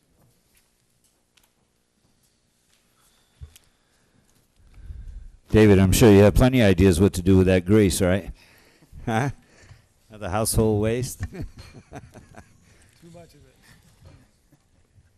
Good evening. Good if evening. you could, when you speak, you have to speak very close to the mic, right? If you'd all introduce yourself so everybody knows who you are. Of course. My name is Alan Decker. I'm the director of the Land Protection Program for the Buzzards Bay Coalition. I believe you know the gentleman to my immediate left, and the gentleman at the far end is Jesse Ferreira. He is land protection specialist with the Wareham Land Trust. David, how are you? Very well, thank you. Good. Again, Dave Pichette, Conservation Administrator. Thank you. Alan introduced me, but I'll say hi. Jesse Ferrer. Jesse, good to see evening. you all Welcome. again. Good evening. Thank you. So this evening, we are in front of you for authorization consent from the board for the Westgate conservation restriction. I am hopeful that you have a color map of the property in your packets. If you don't, I'm more than happy to step up and provide you with one, just so you have an understanding of the property, view of the aerial. If that's the map you've got, let me give you some more. That is an accurate map. That's the one that goes in the conservation restriction. This is a very simple aerial view. It's a lot of extra paper, by the way. It's a conservation group and a lot of extra paper and the color and everything. Wow. We recycle. As a quick background on this project, this is property that is owned by the town. It is 47.5 acres. It is has frontage on Paper Mill Road. The property was acquired by the town, and it's held by the Conservation Commission through the use, in part, with Community Preservation Act funding that was approved at Fall Town Meeting 2010. The use of CPA money, therefore, requires a conservation restriction be placed on the property. That's the role that the Buzzards Bay Coalition and the Wareham Land Trust propose to play in this project as co-holders. The town's money was leveraged with a federal U.S. Fish and Wildlife Service grant to enable the acquisition of the property. The conservation restriction that you have in front of you has been agreed to by both the Wareham Land Trust, the Buzzards Bay Coalition, and the Conservation Commission.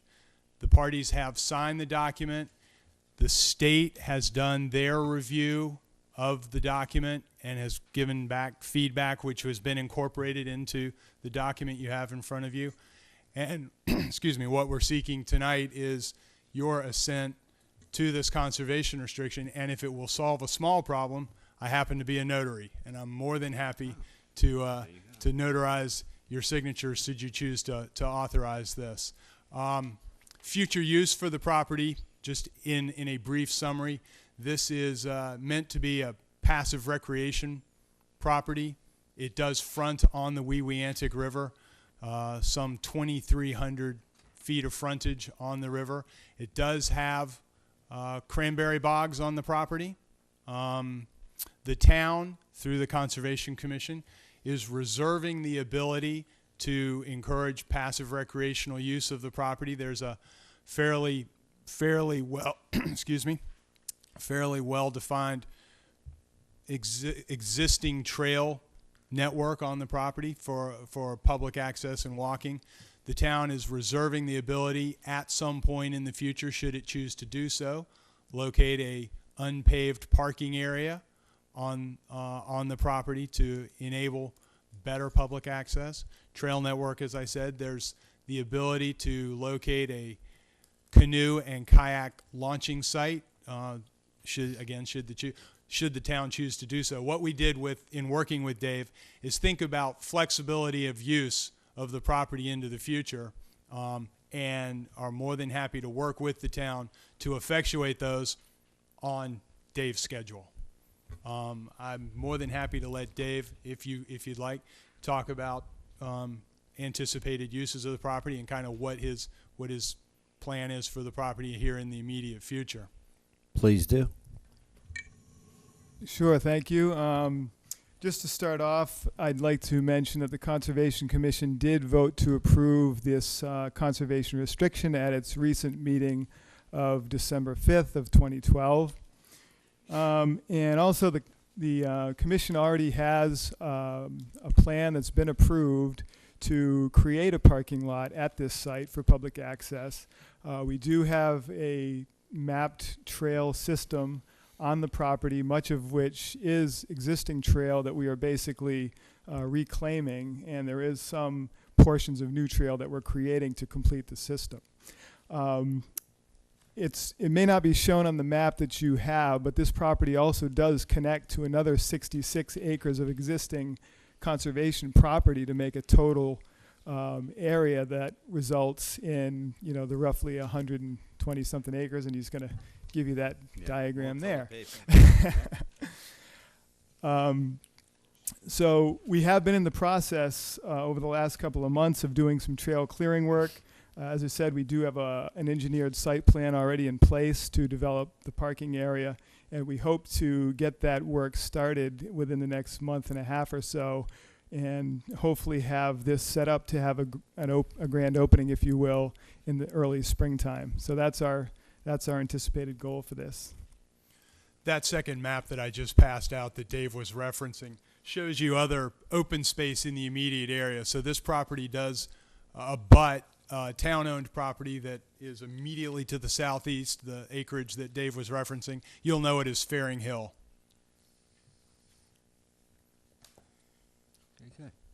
Sir, would you like to add your comments as well?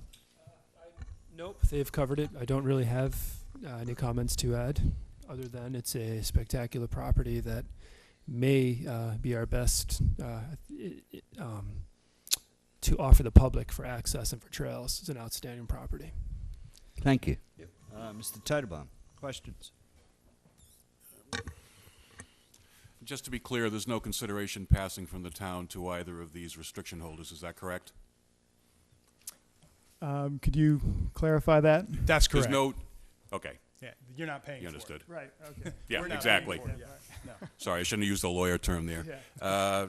And secondly, it's interesting that we've got two co-holders here.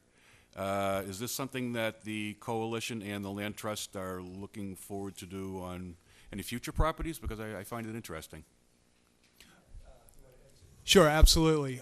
We are more than happy to play a co-holding role with the local town land trusts in the service area that we work in. There are 17 towns throughout our watershed for the bay, and it's our practice when possible to co-hold with the local land trust on a conservation restriction.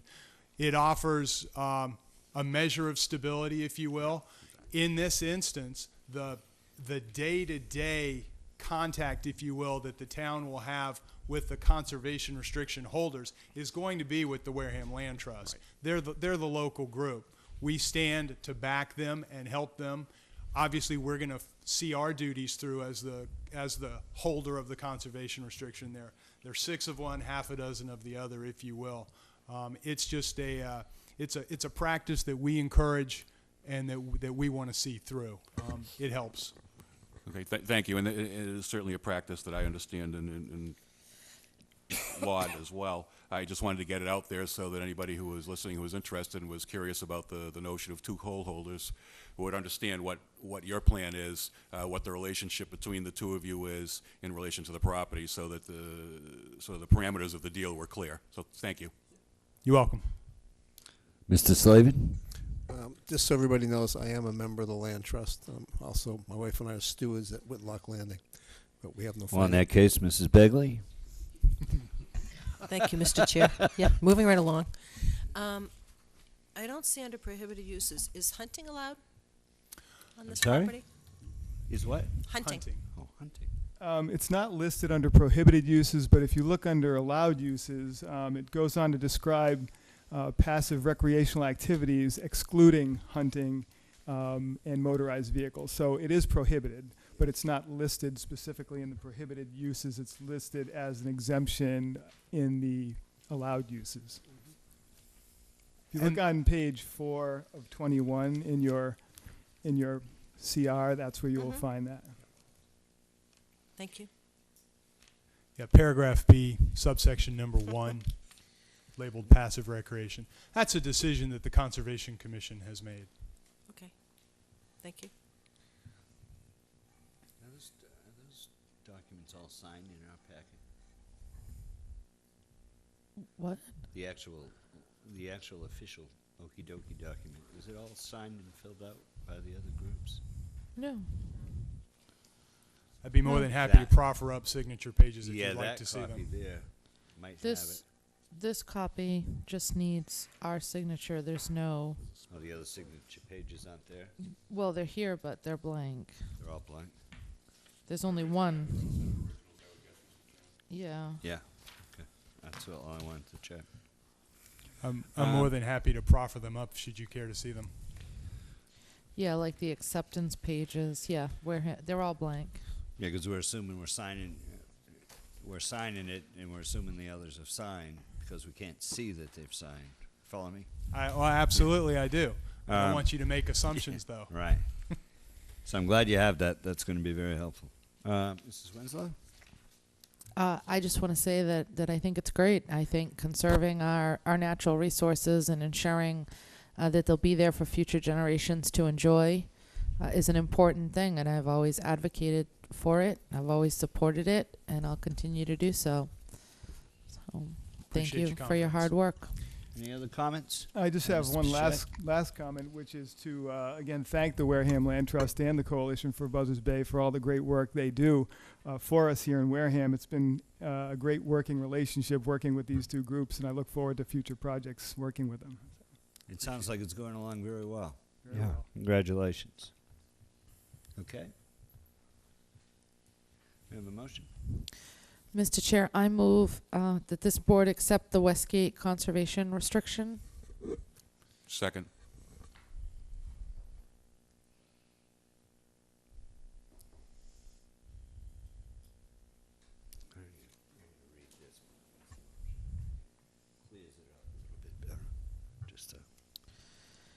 We, the undersigned, being a majority of the Board of Selectmen of the town of Wareham, Massachusetts, hereby certify that at a public meeting duly held on January 15th, 2013, the Selectmen voted to approve the foregoing conservation restriction to Wareham Land Trust, Inc. and Buzzards Bay Coalition, Inc. pursuant to Mass General Law, Chapter 184, subsection 32.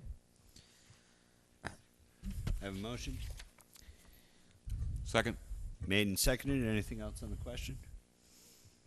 All in favor? Aye. Opposed? Abstained? 401. We actually, Mr. Chairman, need our signature page retyped because it says 2012. It's 2013. And I have the original page that I'm happy to hand up to you that has been changed. You're right on the ball. They come prepared, huh? It's outstanding. Thank you. Why don't you, if you have to witness that, why don't you stay and witness the... I appreciate you doing it. Make sure she's not signing my name now. Absolutely. Okay.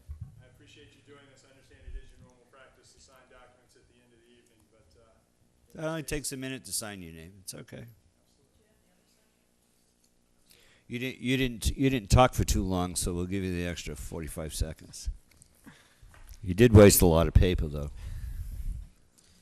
for conservation people. That's a lot I of know, paper. it always blows my mind. You do.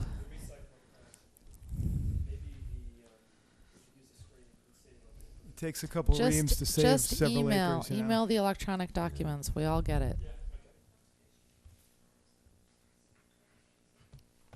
The Conservation Committee, the Wareham Land Trust, and the state. And did the Buzzard Bay Coalition sign off on it? I don't know. Okay. The state has not signed it yet. They are the last of the... Right, right. And there should be the Land Trust in Buzzards Bay. There you go, Mr. Chair.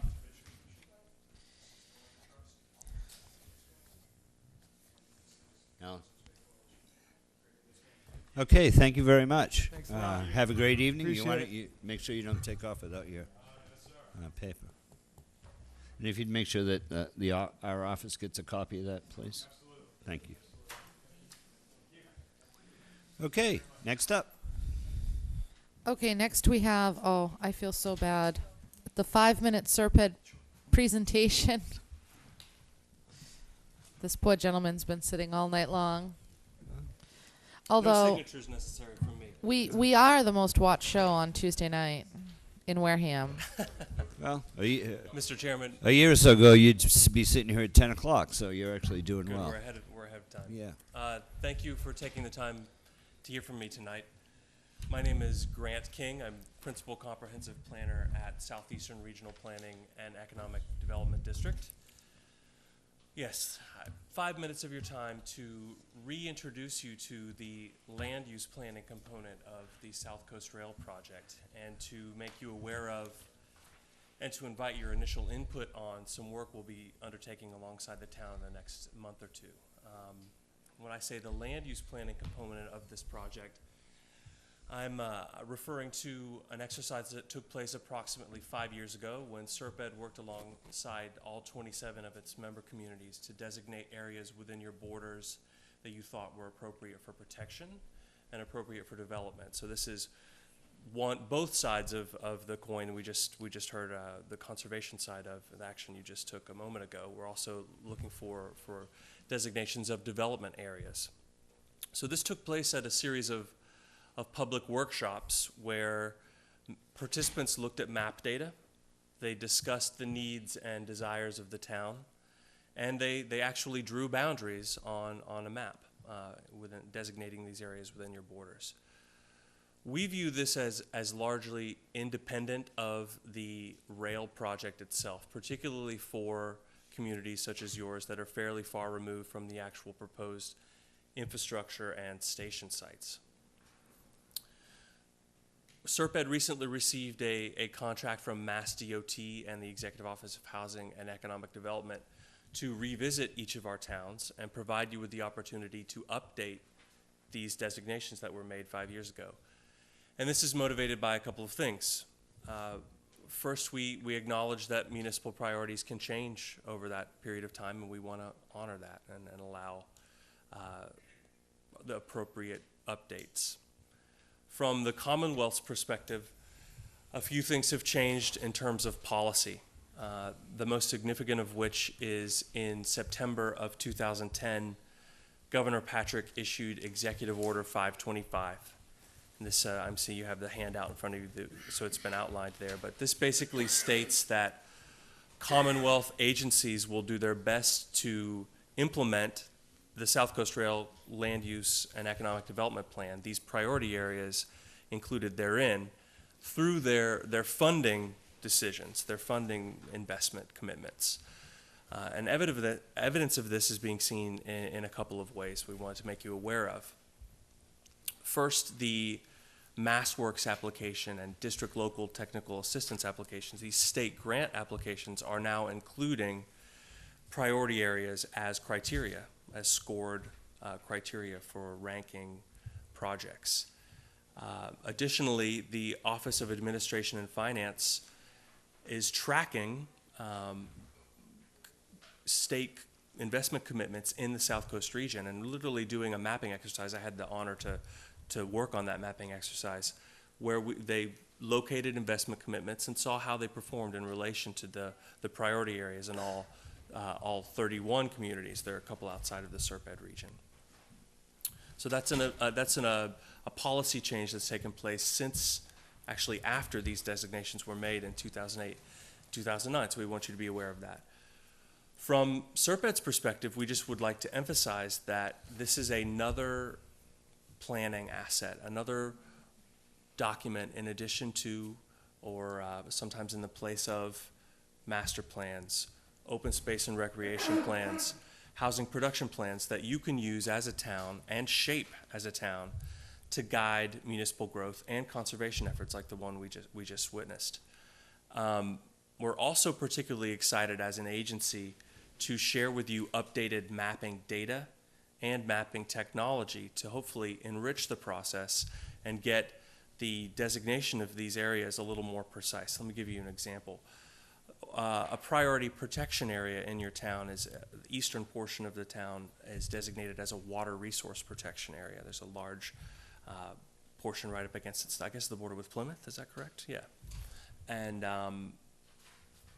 last time we had a series of maps in front of us where we saw aquifers and wetlands, but this time we'd like to incorporate what's called geographic information systems, GIS, where we can literally look at the relationship, the spatial relationship between the boundaries that you designated and resources such as high-yield aquifers, wetlands, cold water fisheries, and actually measure the relationship between your priority areas and those types of resources to make sure that they're doing an excellent job. The same case is true for priority development areas, the other side of the land use planning coin. We'd want to see that your priority areas is the town. Oh, the town is Seward, of course. I just heard about that. So portions of the town you'd like to see priority development areas have development conducive zoning, be Seward, have access to appropriate access to roadways, et cetera. So we're hoping to incorporate this interactive mapping into these presentations.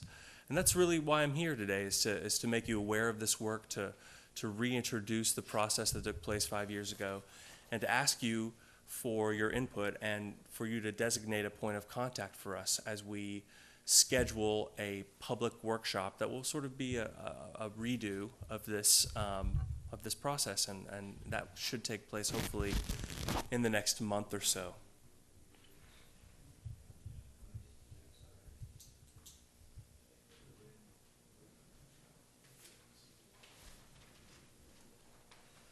Okay, thank you. Mr. Tettelbaum, questions? I know my colleague, Mr. Slavin here, has been involved off and on, and after probably, I should say, consistently for years with Serpent, and I'm well aware of its value as a planning agency and a resource agency. I know it's who our planning officials go to when they need notifications, et cetera, et cetera.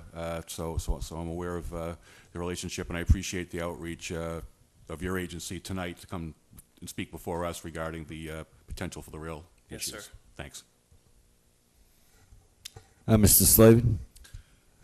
I just want to make clear, we are outside the parameters of the South Coast Rail project. That's the project that will be going down New Bedford and Fall River. We have our own, which we're hoping to see someday from Lakeville coming down, which I believe the MBTA just recently signed a deal with Mass Coastal to lease some equipment to do those weekend Hyannis only runs in the summertime, but they will not be stopping as of right now in Wareham.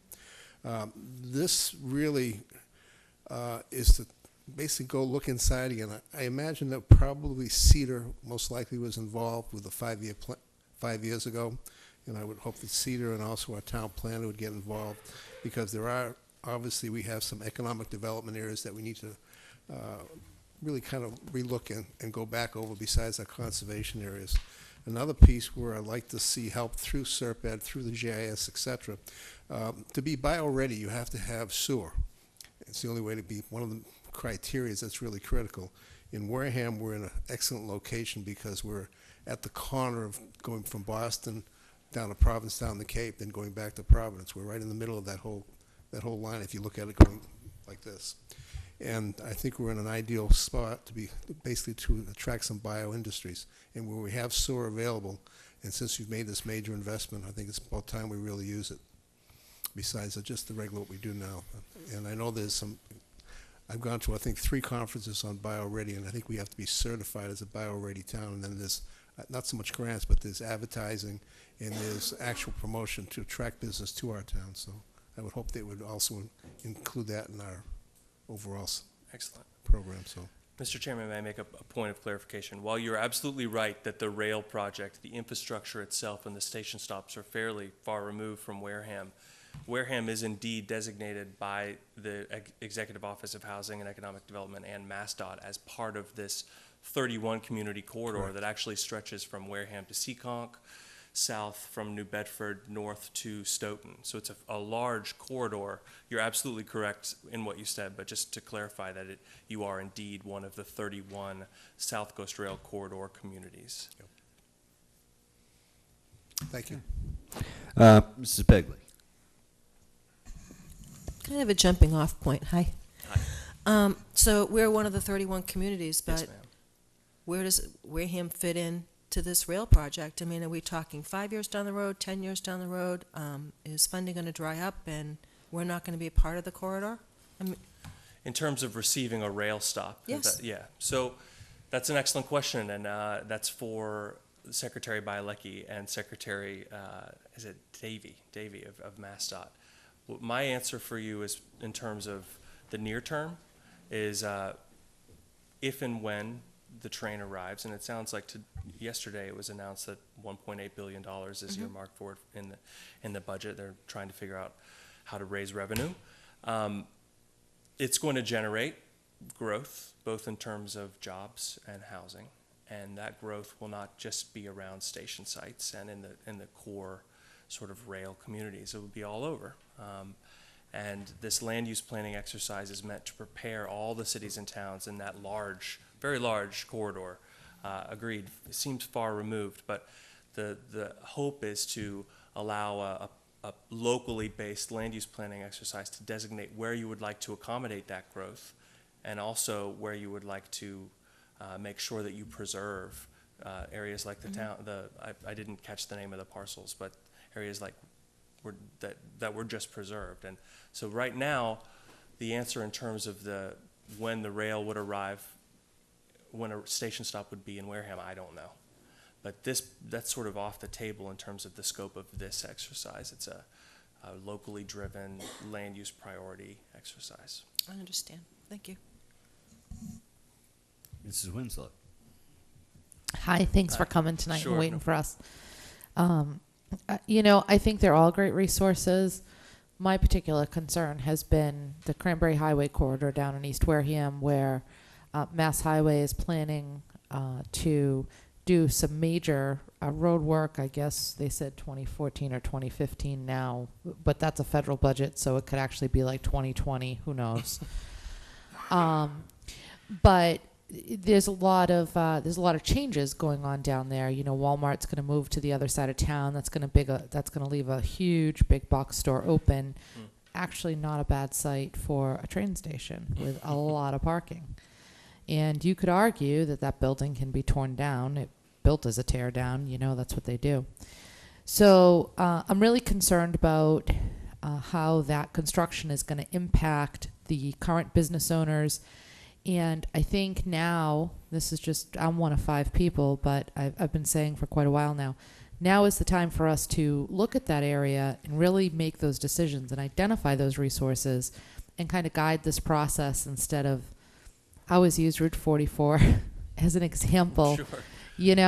Really, you drive down there, you've got an adult-only store that can't even have its front door facing the road. And right across the street, you have a pool and spa place and a playground place. I mean, I think we can do better than that, and I'd like us to. And as you saw tonight, there's a lot of restaurants on Cranberry Highway. Right. And these people are going to suffer through this also as this Right. construction goes on. So that's my big thing right now. But This is excellent. This type of local knowledge and expertise is exactly the type of input that we hope is present when we revisit these maps and these designations, and whether it be from your direct participation as a select woman or as a citizen, or through department heads, or just through engaged citizens that share your point of view. This is exactly what we're hoping to have be part of the conversation when we come back to town and do this workshop. Great. So it's great. well, I'm looking forward to it. Yeah.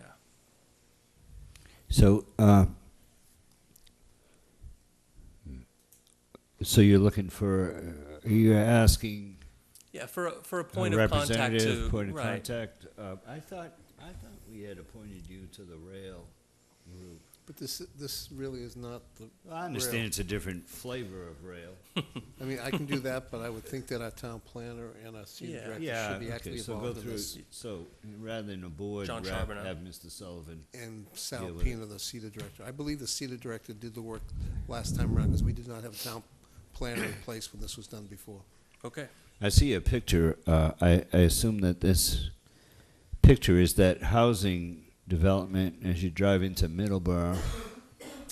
It's, yes, like around the 40R Yeah. site around Lakeville, yeah. You know, there's ways today to hide things, right? And I got to tell you, and here's something that I don't know that a station, right? We're in battle for a station. We'd love a station, right? But I got to tell you that I travel a lot, and I started taking the Middleborough to Boston South Station train. Takes about an hour. Yep. So I could drive there in about an hour and get a speeding ticket if I got caught. I see Bob's laughing. He drives up there too. But here's the thing. Nowhere on that rail can I park overnight. I almost got nailed a few Sundays ago. I was driving to Middleborough, and Dolores asked me about parking or something, and I said, oh, I got to go check. You can't park overnight there. But in the area that Mrs. Winslow is talking about, we have enough land there to actually put an overnight station where others along this route do not. And we could hide that overnight station so it fits into the environment. So I think when you look at overnight parking on that whole line, there is none. And I even drove to Middleborough to go look at that parking lot to see if it was worth trying to get some land there to put one up, because the ridership would go up if you could park. Because I actually had to go to Logan that day and park my car there for 2 weeks because I couldn't. Either that or take a limo. Okay. Right? So I take it the flavor is to have Mr. Sullivan as the point of contact for now. Yeah, I think that's the best Works? thing to do. Yes. Is that okay with you? Good. So, Mr. Sullivan, I'll be in touch with you shortly to talk about meeting location, meeting time and place, and make sure all And I think interested you'll parties have be you'll there. have a large participation from Great. people in town if you Excellent. advertise it right. Okay. Once the process is finished and we have either, again, this process is completely up to the town and what you would like to do. Once we have either a renewed map that's exactly the same or an updated, slightly altered map, we would like to return to you, present it to you, and hopefully Sure, get just- an yeah. endorsement of it. Through Yeah. Mr. Sullivan, just let me know and we'll get it Great. on the agenda. Great. Who has the old map? Do you have copies of the old map? I did not bring anything with me today, no. But you so- do have them. Absolutely, and they're Because available. Mr. Sullivan is new as well, so he may They're not. available from the Serped website, from the front page, there's a link, but also I could read, I think I know the link, it's serped.org/SCR, as in South Coast Rail, _update.asp. Wow. Can't make it simple. Well, thank you very much. All right, thank you for your and I time. appreciate your Thank you. patience Okay, in no getting on the problem. schedule. Just before you go, also, check with Don Sullivan in the office. Don has, I think, 2 or 3 projects they're working on for Wareham now. So Okay. you'll have some He works information right there next to too. me. I know he does. Yeah, good, okay, Take care. take care. Okay. Okay, next up, we have the Recreation Study CPA grant request.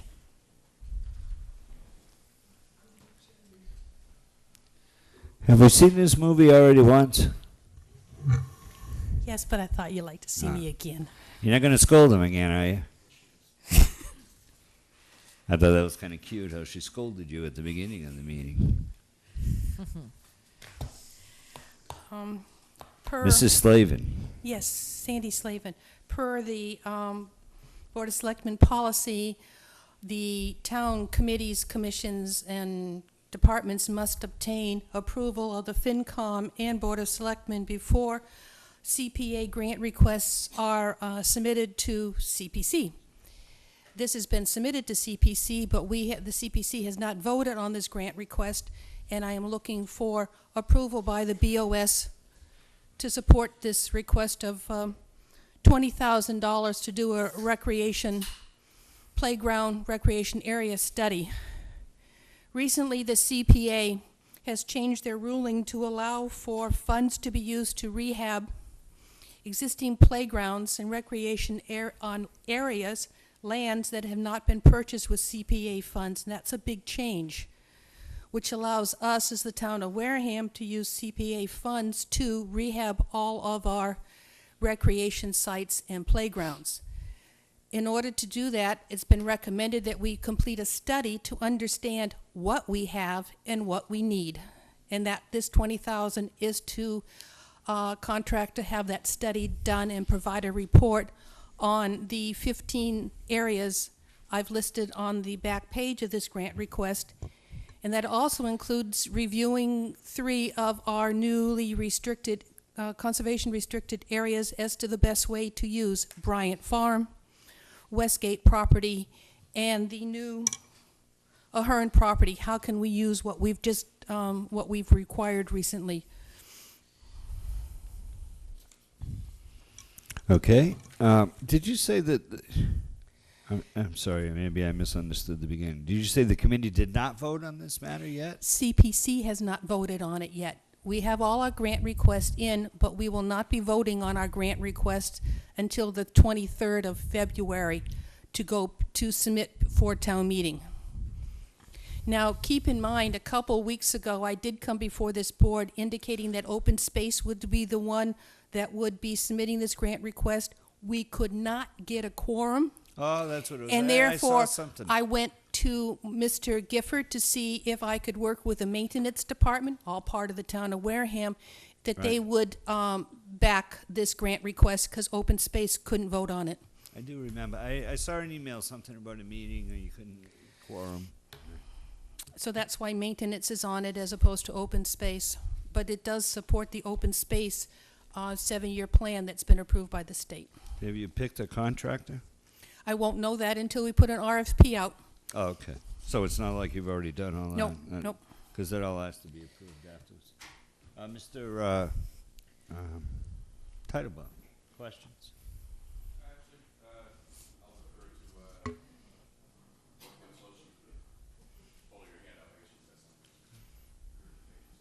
Mr. Slavin? I just want to make it clear, this again, the sponsoring organization is the Municipal Maintenance Department of Wareham. That is correct. Therefore, I don't have to abstain. I Thank see you. that, sponsoring organization. Mrs. Bagley? I just have a quick question, Sandy. Is all of these areas that were identified outside of grounds and fields, you know, they have a separate committee for that? It's my understanding it is because Grounds and Fields had Or the fields and grounds, however it goes. the ball fields like being used by the Little League and things like Sure. that. None of that is under their privy.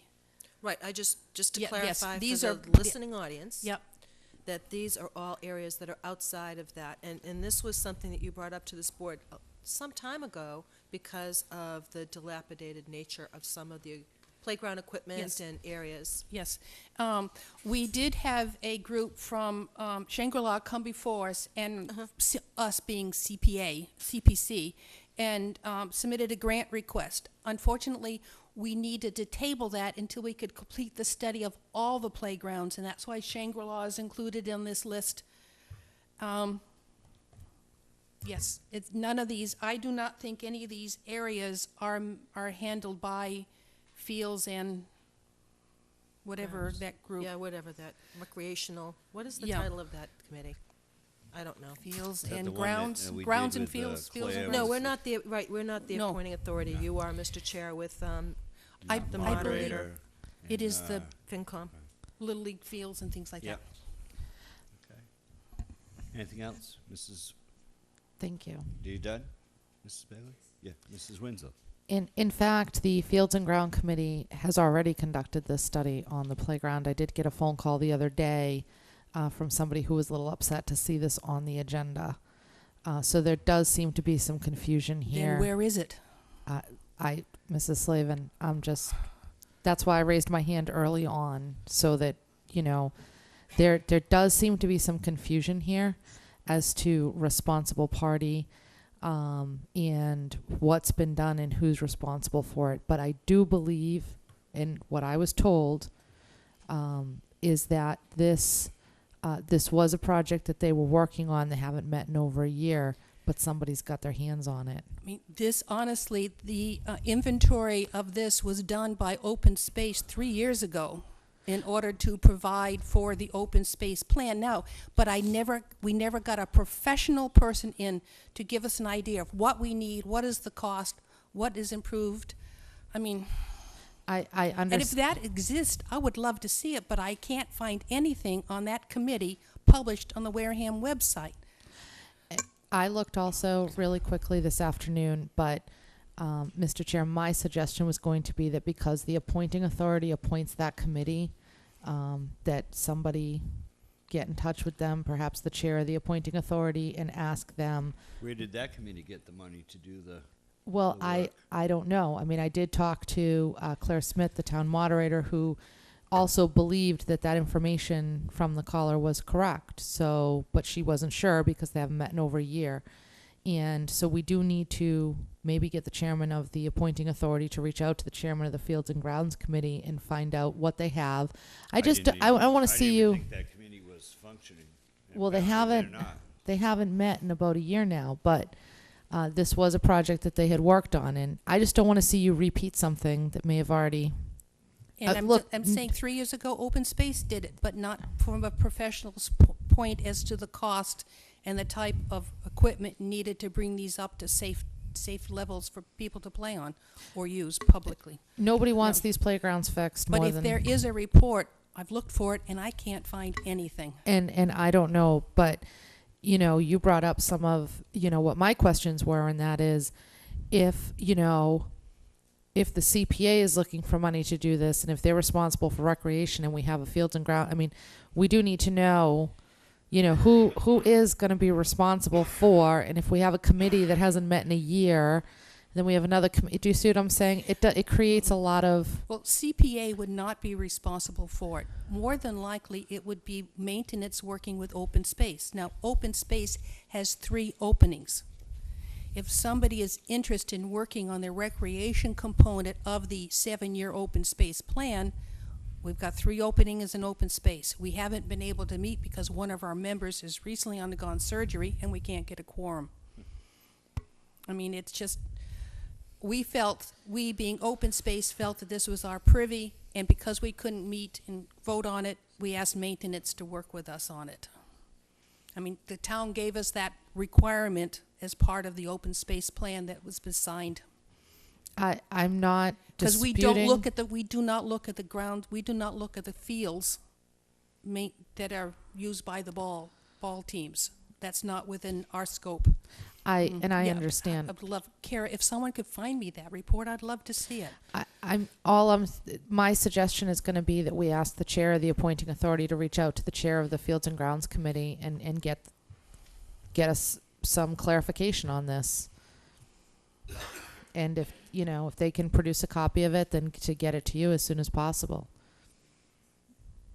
Because one of the things that on here is to that say, report that it's reportedly, allegedly, maybe might have been done? Is it to the extent that these folks are asking? Well, Mr. Chair, I couldn't answer that question. I mean, I got, as far as there was nothing on the town's website. I don't know if it lives there and it's just, you know, sometimes things are hard to find. I don't know. I'm just saying, you know, if we can reach out to the town moderator, is it you or her that chairs the appointing authority? Okay. If we can ask her to reach out to the chairman of the Fields and Grounds and then get back in touch with Mrs. Slavin. does this mean this board would not be willing to give a letter of support for this grant request? Well, I don't think that it's not that we don't support it. I think my issue is going to be if we're doing something that we've already done. If it already exists for you. If they haven't met in a year, I mean, how good is the data even? The date is from 2 years ago, and if all they did was do an inventory to say, And that yeah, we invent- have a playground here. And that inventory was That's done not what 3 these years ago folks by are Open asking. Space. That's not what they're Yeah. asking for. Because maybe they didn't realize that Open Space had already done an inventory of all the playgrounds. Well, possibly, Yeah. but this brings up a bigger issue, and that is that there seems to be some overlapping of responsibilities, and the right hand's not talking to the left hand, and some people are appointed by the BOS, and some people are appointed by the appointing authority, and that's something we should try and clear up, because this does present. Let's say hypothetically that they did have a professional study done, and that they somehow managed to get some money put in their budget to do it. We go out and we do this again and we spend money on it twice. I mean, I'm just saying, I don't know. I don't have the But keep answers it- to that. But keep in mind, this is just, now has to be approved by FinCom and by BOS. Then it has to be voted on by CPC as to bring the article before town meeting. Then it has to go before town meeting before anything can be done. And if it's approved, then we have to do an RFP, so we are at least 3 months away from doing anything on this. We're just trying to get it into the pipeline so it can be presented to the town voters at town meeting. And if that report exists, then we will withdraw the article. If it meets the requirements that we have here by CPC to say, CPA, that says we can spend money on our recreation sites. But we must do a study as to where we are with those sites. What do we have to do to them to make them safe? Not just that exist and what has what swings and what has what playground and whatever. It's what is the next step to improve them to make them safe. I would love to see the report. I'm just trying to bring to everybody's attention what, Somebody calling saying they don't know if there's a report. Well, Mr. Chair, I Doesn't did. tell me that there is a report. I checked with the town moderator on it also, and it seems to be that that was something that the committee was working towards. Here's the thing I would suggest. Let's move this forward. We don't meet for 2 more weeks. If it has to come back here again, we just set all the town meeting deadlines. If the report exists and it's valid, you can just withdraw this. Yes.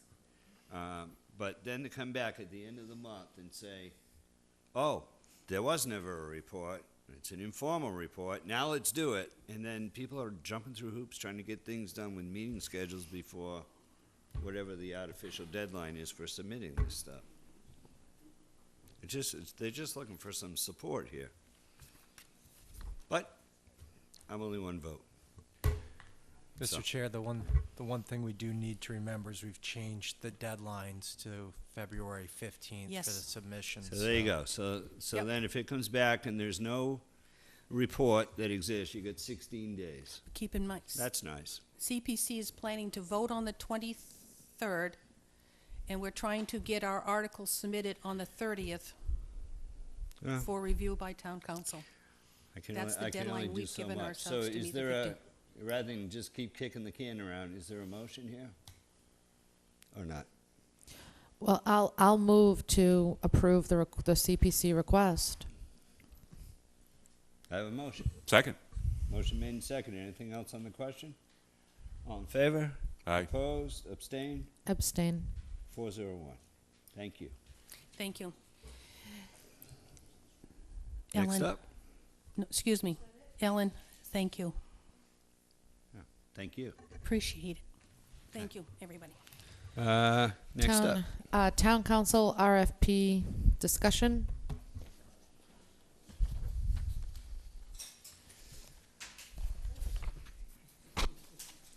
Okay, this is, does anybody have any commentary or any notes from the draft we received? Mr. Chair, I just have one question. I was confused because in the beginning of the RFP, it talks about seeking town council to represent the town in boards and committees. And at the end, it asks about attorneys with experience to collective bargaining. The last time we went out for an RFP, we did not include labor as one of our requirements. We do have separate labor council, and it just was a little confusing to me. are we looking for labor council as part of this, or are we not? We do currently have Labor Council representative with Joe Emerson. This was for town council on there, and I'm just trying to think whether I kept that in there still, but I guess the thought process is, do we want that or not? Do we want to keep it separate? And I guess that would be the direction from this board. Mr. Chair, it was my question, if I can respond to that. I was originally opposed to having separate town council and separate labor council, but I do have to admit that there does seem to be a certain amount of benefit to it. The labor council can focus specifically on the unions, and it seems to be working a little bit better to me.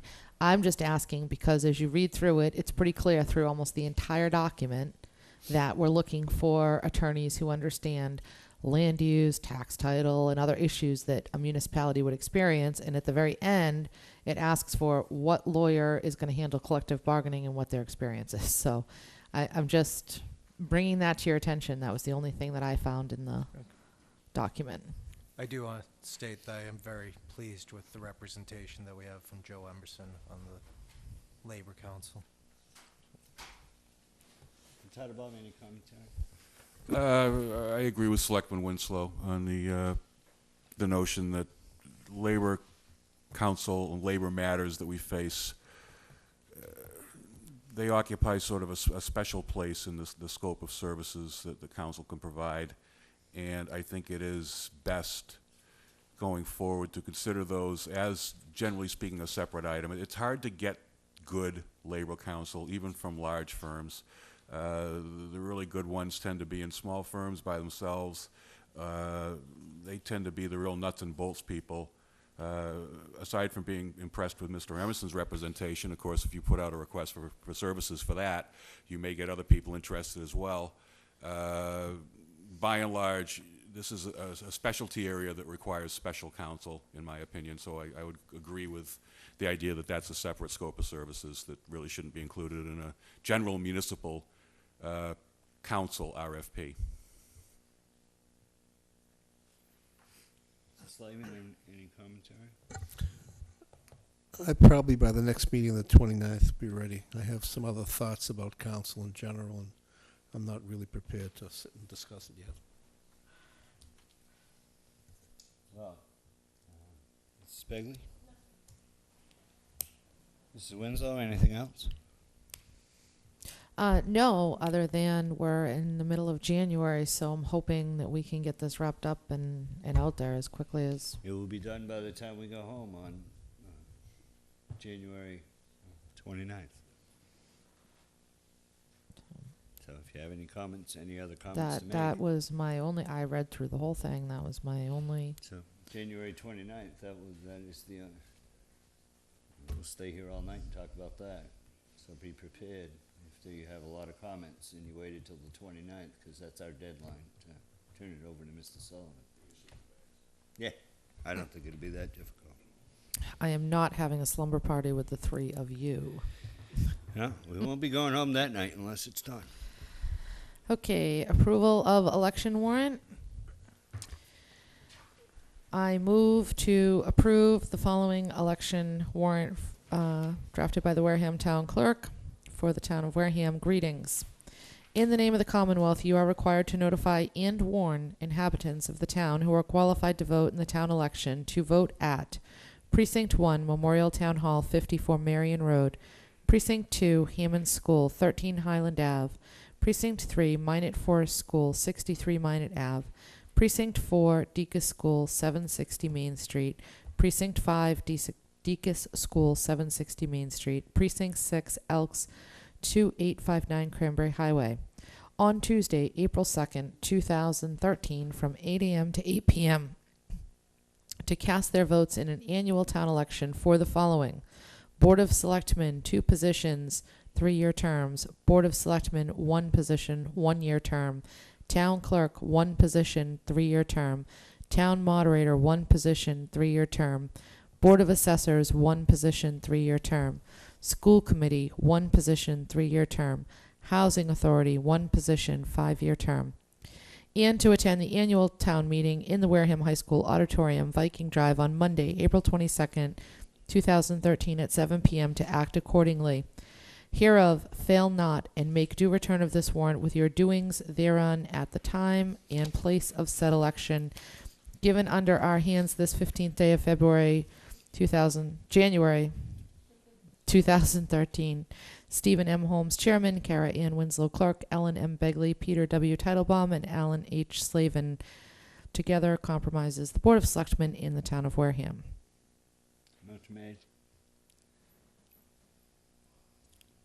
Second. Seconded.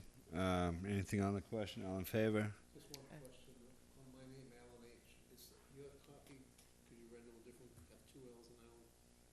1. You have a different copy than us, that's why I asked. Oh, sorry. Yeah, it didn't sound the same as what I read. No, just You can read it before you sign it. All in favor? Aye. Opposed, abstained, 5-0-0. There's a few things over here. I'll wait till this last one. Next up, we have the final passage of the liquor policy, which we have gone over on several occasions. So I'm going to move to approve the liquor license regulations of the town of Wareham as approved by the licensing authority on today's date, January 15th, 2013. Motion made and seconded. Anything on the question? All in favor? Opposed? Abstained? 5-0-0. Mr. Sullivan, would you make sure that we notify the license holders that that has been done, and at least be prepared to give them a electronic version, and if they require a printed version, they can come by and get that as well. We'll have them available. That in way the they'll office. have the policies. Because there were some minor, but there were some changes made from the night that we had the meeting here, so that document they have is no longer valid, and the new one will be stamped, I am assuming. Was there a signature page with that? Yes. So it'll be stamped after tonight. So we're gonna just make sure that they have the up-to-date. And I believe we're going to be looking for them to sign off that they've received a copy of it as well. Right, thank you. And just Okey-dokey. just to let you know, the copy in our packet is different from the copy in the folder. Okay, next up, the discussion of board policies. We have policy number 0903, Code of Conduct, Contract Services.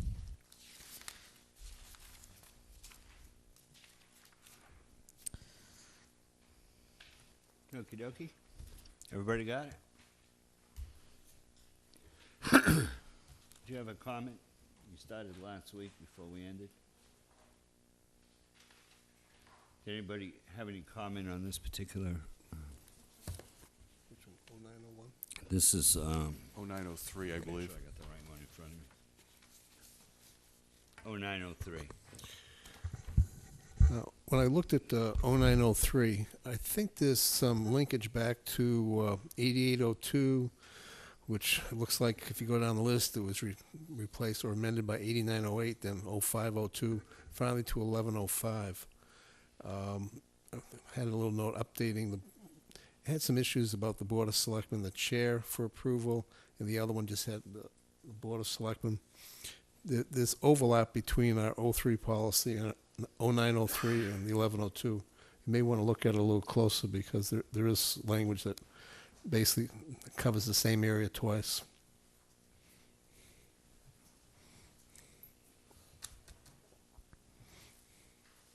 Do you have those other numbers? What was the other number? Well, it originally goes back all the way to 8802, 8908, 0502, which eventually became 1102. 1102 replaced all those. Right. And there is linkage between 0903 and 1102.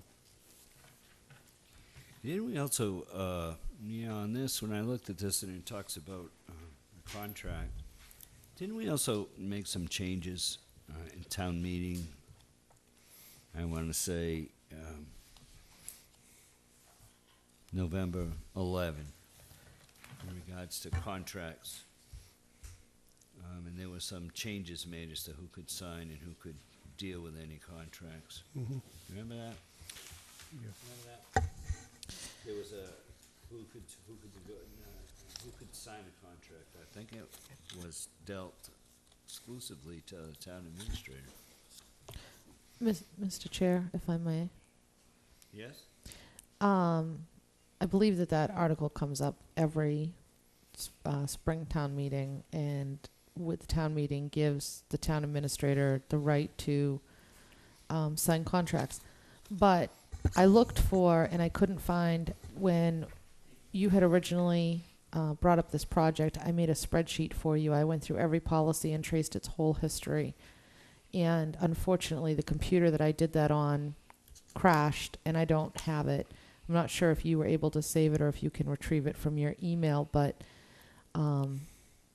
Mr. Slavin brings up a good point in that a lot of these policies are intertwined, and on that spreadsheet, I had a notes section where I pointed out if there was a current policy in place and one had just not been rescinded, or I tried to trace. So that kind of work was already done. If we can just try and find that spreadsheet.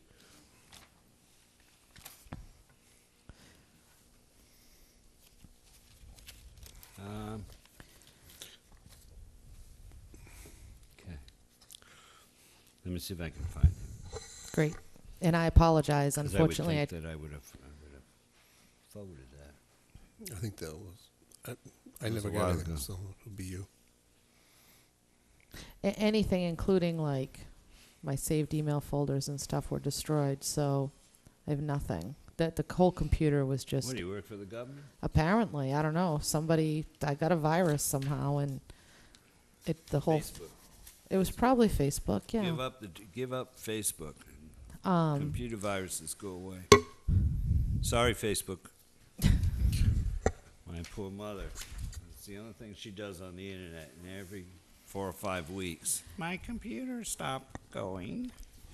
It is. Stay off of Facebook. It is unfortunate that people use Facebook to send viruses around, but All right, so let me see if I can pull that, and that covers your issue because it's tied to other pieces. Yeah. Correct?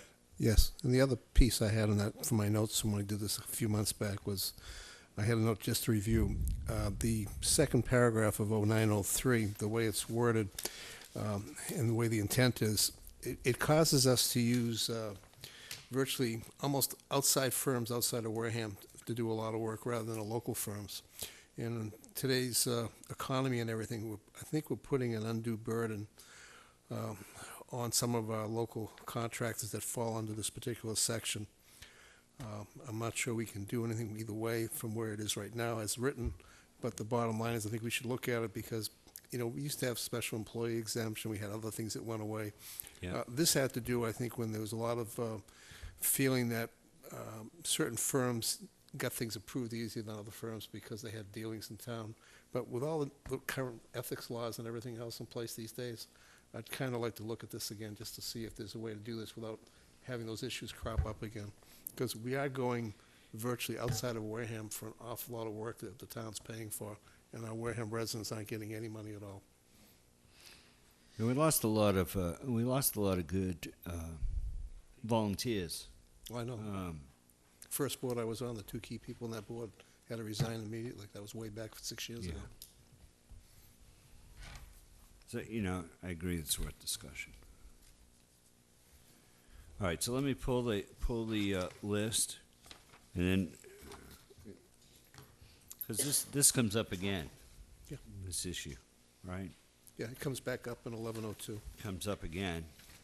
So I think what I'd like to do is take this item and put it on as an agenda item. Okay. So that what I don't want to get into with these policies is something like this and getting off into something that really should be an agenda item and discussed, and if we're going to make a change to vote on it, right? as opposed to just saying, oh yeah, okay, this is now road commissioners, that's been clearly developed. But I don't want to be, I don't want to use the word sneaking in, but I don't want to be going into topics like that, because that's an agenda item, you know, and I don't want to disguise anything under the changes in the policy. All right, so I'm going to place this on the next agenda as an item. 29th. Okay? Right after the town council's approval of the agreement. All right. Let's switch over to 902. Now, is this going to fall under the same? This is on the outside employment issue.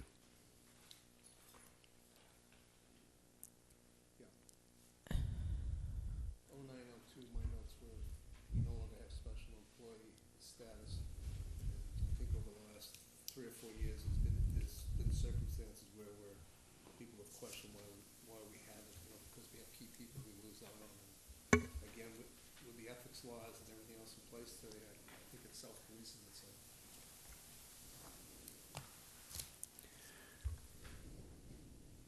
129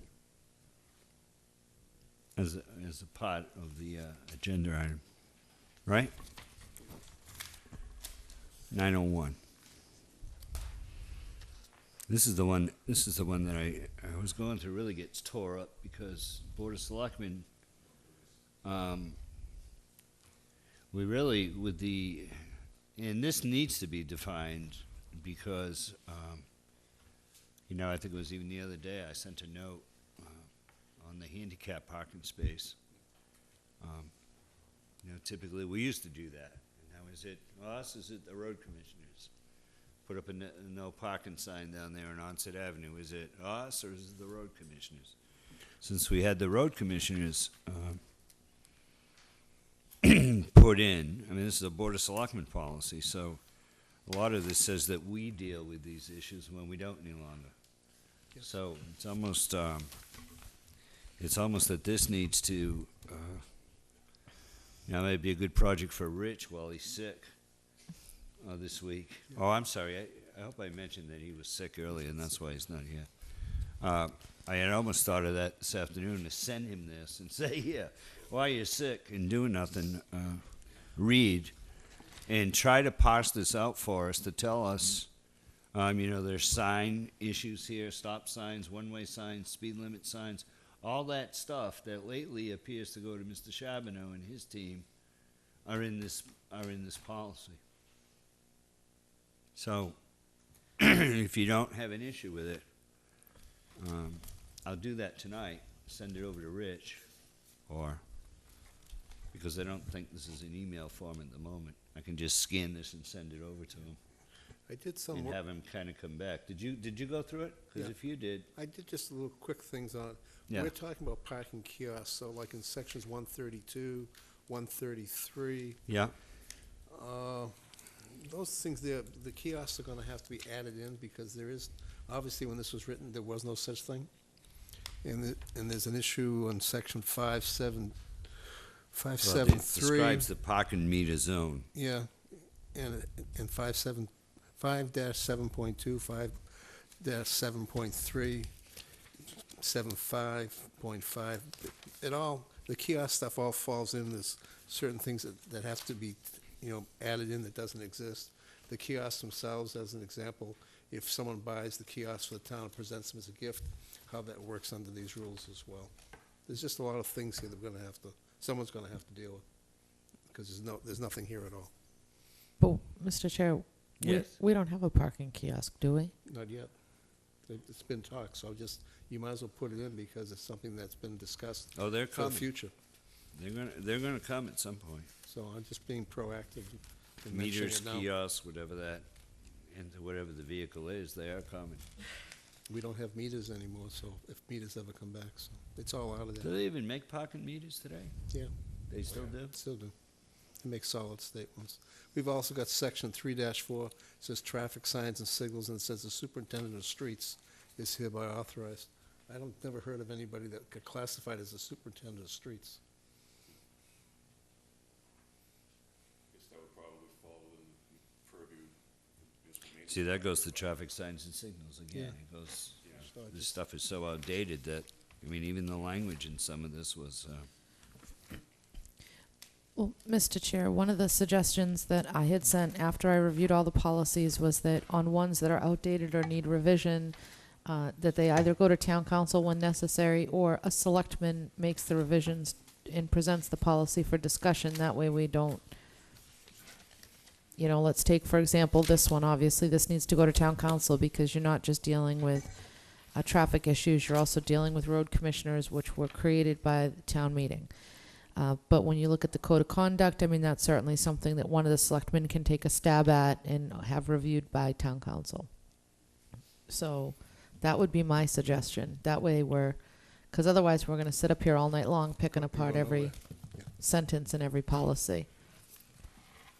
So for tonight, there's 1, 2, 3 so far that we've identified that need to be written. One that would need to go to town council, so there would be 2 at least that. So that way, when they go on the agenda on the 29th, we have a proposal to look at instead of picking it apart all night long. That's just my suggestion. works for me. Any comment on the other two?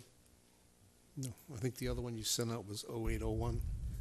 I have a comment on that Yeah, one. for filling town positions. I did have an issue with that policy as it is written.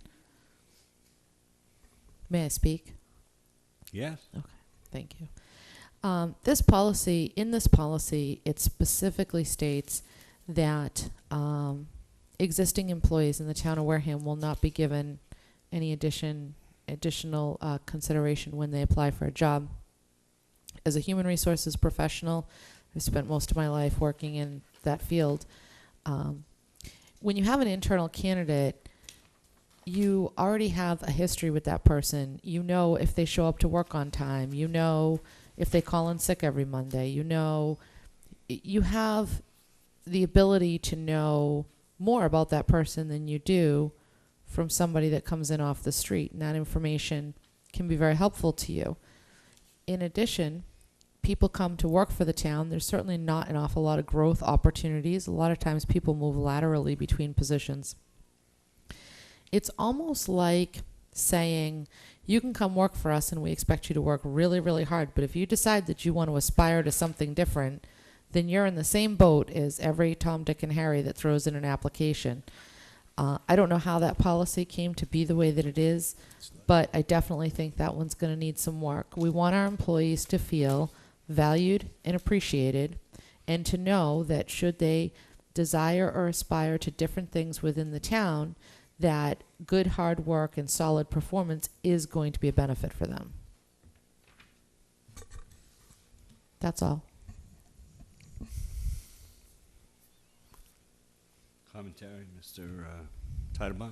I have to agree. In fact, if you look at this entire Section 8, they talk about appointments being made solely on the basis of merit and fitness demonstrated by examination or other evidence of competence and suitability.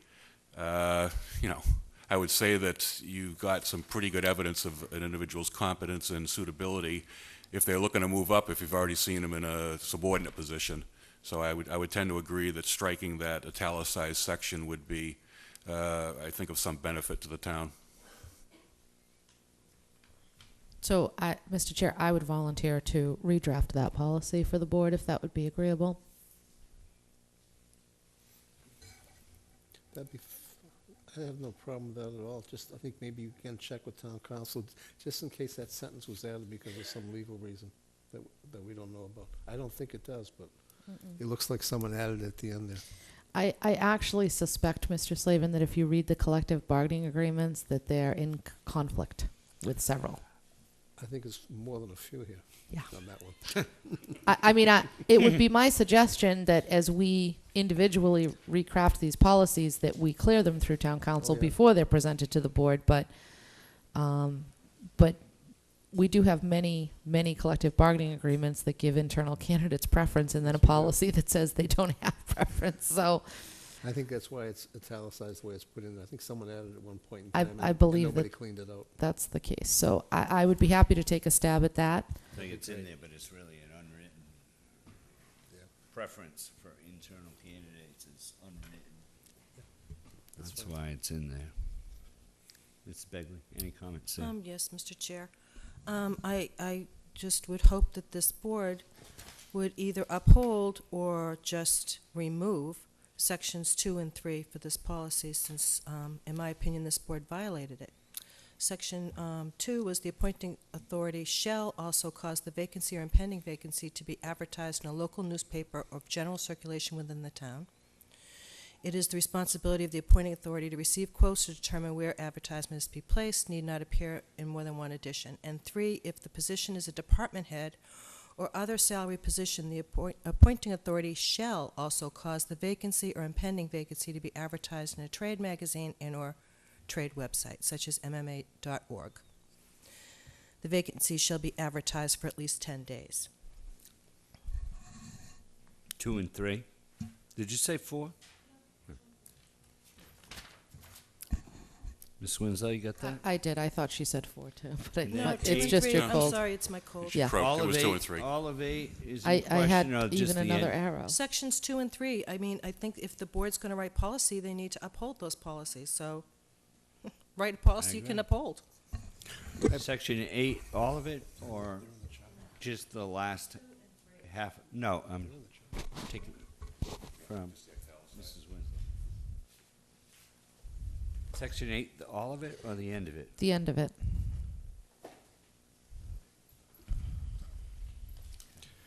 Anything else? No, I think they're in the charter. Just further towards what Selectman Begley was saying, if nothing else, it would certainly save us some money if we don't have to advertise. If I might, Mr. Chair, even though I see that one of my colleagues is looking up the charter, I think that we can be more strict than the charter. I don't think we can violate the charter and not do what the charter says. But many of the Board of Selectmen policies are a bit more strict than Mass General Law and the charter of the town of Wareham. So the posting may very well have abided by the charter, but it violated a Board of Selectmen's policy. Yeah, and that's one of the reasons for trying to go through this stuff, because some of this stuff is so old that it's not even valid anymore, which is part of the point. Mr. Chairman, if I might go back and recap, the Wareham traffic policies will be sent to Town Council for revision and presentation to the board. I will take 0801, which is the procedure for filling positions of town employment. Did we designate members to take 0902 Code of Conduct and 0903 Code of Conduct? Or will you just be assigning those? What's the... Did you grab that? Did you volunteer for that, Mr. Titlebaum? I thought I heard you say yes. Thank you. Well, can each of them take one? That was or- easy. Okay, done. Any other town business not reasonably anticipated 48 hours prior to the posting of this meeting? There. Just a reminder that we have a meeting tomorrow night. Tomorrow night, What, 7 o'clock? 7 o'clock, 7 p.m.? middle school auditorium, right? It's our annual, so to speak, joint meeting with the school committee, Quality time. finance committee, Yep. Board of Selectmen. Mr. Sullivan, you're there? Oh, that's lovely. And I hope we're all showing up. Last year, Mrs. Begley was there by herself, I think. I was. Walter was there. Oh, I was there. Walter was there. Walter and me. I was there. You and I went through the line items together. No, just Mr. Cruz, because they had to adjourn. Remember, I don't think, Was were you that the there, budget Derek? meeting? Mm. No, No, I 'cause was I think I there. went to the Because the budget. FinCom was there, they were like furious, because we all had to leave. Yeah, there Do you was some remember, meeting Alan? that you It's were the true. one that showed up. There was only two. There was me and Walter. That's That's it. it. Are you talking about the joint meeting between the three boards? Yeah. Where Barry did his presentation and he showed the graphs between the money We and had the, to reschedule it. because the FinCom kind of went back into the audience because they were upset, so they adjourned their meeting. Right. We didn't have a quorum for the Board of Selectmen, so we went down in the audience as well, and he did some sort of presentation, but then we rescheduled, I Right. believe. Am I right? We were So- scheduled St. Patrick's Day. So we will be having our meeting tomorrow night, 7 p.m. Next up on the agenda, and if I may make a comment, is the town administrator's report. Mr. Town Administrator, when you have items to discuss, can we put them on the? Yep, absolutely. Thank you. The first item that I have is, I do know why Mr. White has canceled tomorrow's meeting. Tomorrow is the all-day budget hearing for the Finance Committee from 8:30 to 4:30 that the Board of Selectmen is, Thursday, excuse me. Thursday's the all-day budget hearing. The all-day budget hearing. Who canceled the meeting? No, nobody canceled. Bob White's Thursday coffee hour that he canceled. The reason he canceled it is on Thursdays, the all-day budget hearing. I got you. So he'll be filming that, which is a big help. They'll start at 8:30 in the morning. Okay. And then Friday as well will be the second half of the budget hearing. The Board of Selectmen has posted meetings on both those days as well. It's an opportunity for the department heads to speak about their budgets, and if anybody wants to go, it is an open meeting, and it's a great way to learn about the town's departments and what their costs are and what they're facing. The next item I have is an accounting office update. Within approximately 4 weeks ago, we set the tax rate, and during that time, after that time, we've had some updates. Right now, cash has been reconciled up till September 2012. That's between the accountant's office and the treasurers, and they're agreeing on what the items are. The reason that is a big item is in the past 2 years, they were reconciling cash in the next fiscal year. So they're actively doing it now and doing it within a reasonable time frame. So that's a big step and one of the big items we've had in with our audit. I've also received the November revenue and expenditure report from the accountant's office that I will write up a memo on to give any sort of outliers and such like we did in the past. So now we've got the monthly revenue and expenditure reports within 45 days of the closing of those months, which is right on par, and it's the first time we've had that as well. We've started actually to have budgets. With the budgets, the capital project fund for fall town meeting, the borrowing article, that has already been implemented so we can borrow against that line. If you've noticed in the past, we've hit department budgets and then transferred that money over later. We've now established so that we're doing that on time. And then one of the other items is contracts. Every contract that's coming in, the town accountant's signing off on it, we're having town council sign off on it, and myself. So that's one of the items that's been implemented by the accounting office as well. So we're making some updates and starting ahead to make sure that when we go into the fiscal 14 tax rate, we are in the place you should be, or ahead of the game as we have been. As part of that, last February, we received a letter from Jerry Perry, from the Director of Accounts, from the Department of Revenue. In that letter, he cautioned regarding the finances of the Health Claims Trust Fund, letting us know that any deficit would go against our tax rate recap. He also, given that information, required that the FY12 audit management letter, the A133, which is an audit of all the federal grants, be done, as well as the balance sheet for the close of FY12 be submitted, free cash certified, and that all those should be submitted before November 1st for us to get our tax rate set. We did receive another letter from Mr. Perry on the 14th. The Health Trust Fund still remains a concern of his. He did not wish that we would do the health care holiday. So I imagine until we've proved that the Health Trust Fund is in a solid position, we will be under the scrutiny of that for a few years to come. So he said the office was concerned regarding the Health Claims Trust Fund and its future assets and liabilities. Also, further, the state, it was his understanding that Wareham does not have a town accountant, and that given the information, he will require that a balance sheet for the close of FY13 be submitted and free cash approved prior to certifying the fiscal 14 tax rate. So we have our marching orders.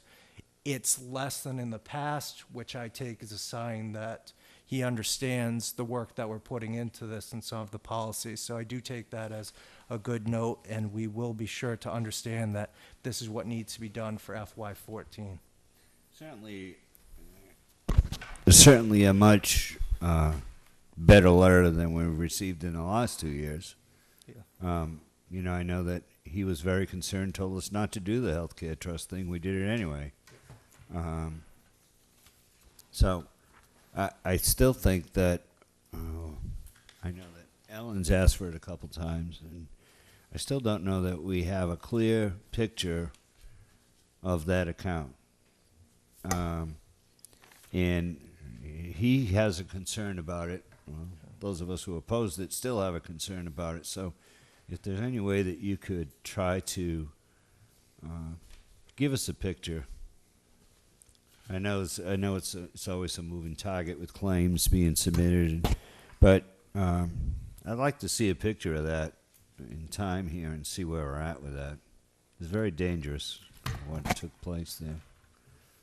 Yeah, absolutely. One of the things But I did read his letter, and I I hope he's not watching. I did chuckle a little bit and said, well, geez, that was short and sweet compared to the last 2 years I've read his letters.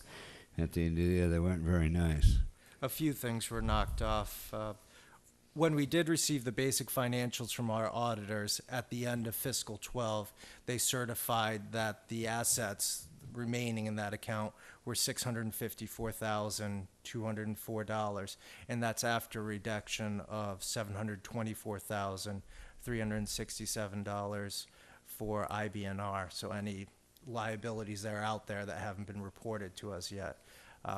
Certainly not as good as when the position before the healthcare trust was $2 million plus. So our run rate is currently about 98%, which again, you know, that's tight on there. We've historically been in the low 90s at the end of a fiscal year. So yeah, it's quite a gamble to do that. Are you going to share these? You know, one of the things when you had sent those reports out last month, I got a lot of nice comments about that from people on the finance committee and others. I would hope that now that you're settling in to your job, that we would be getting those on a regular basis, in the finance committee as well, and anyone else that. Absolutely. Because you said you have the reports, but I haven't seen them. But I don't know if I missed an email. I was kind of looking.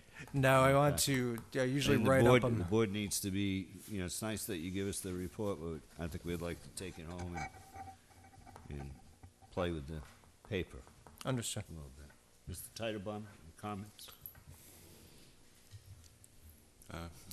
Just keep plugging. Mr.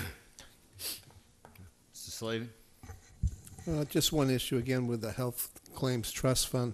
It's future assets and future liabilities. I think what's happening is, which is not just Wareham, everybody, the claims, because of cost of medical care, et cetera, is going up, and we've had some fairly large losses this past year as far as claims go.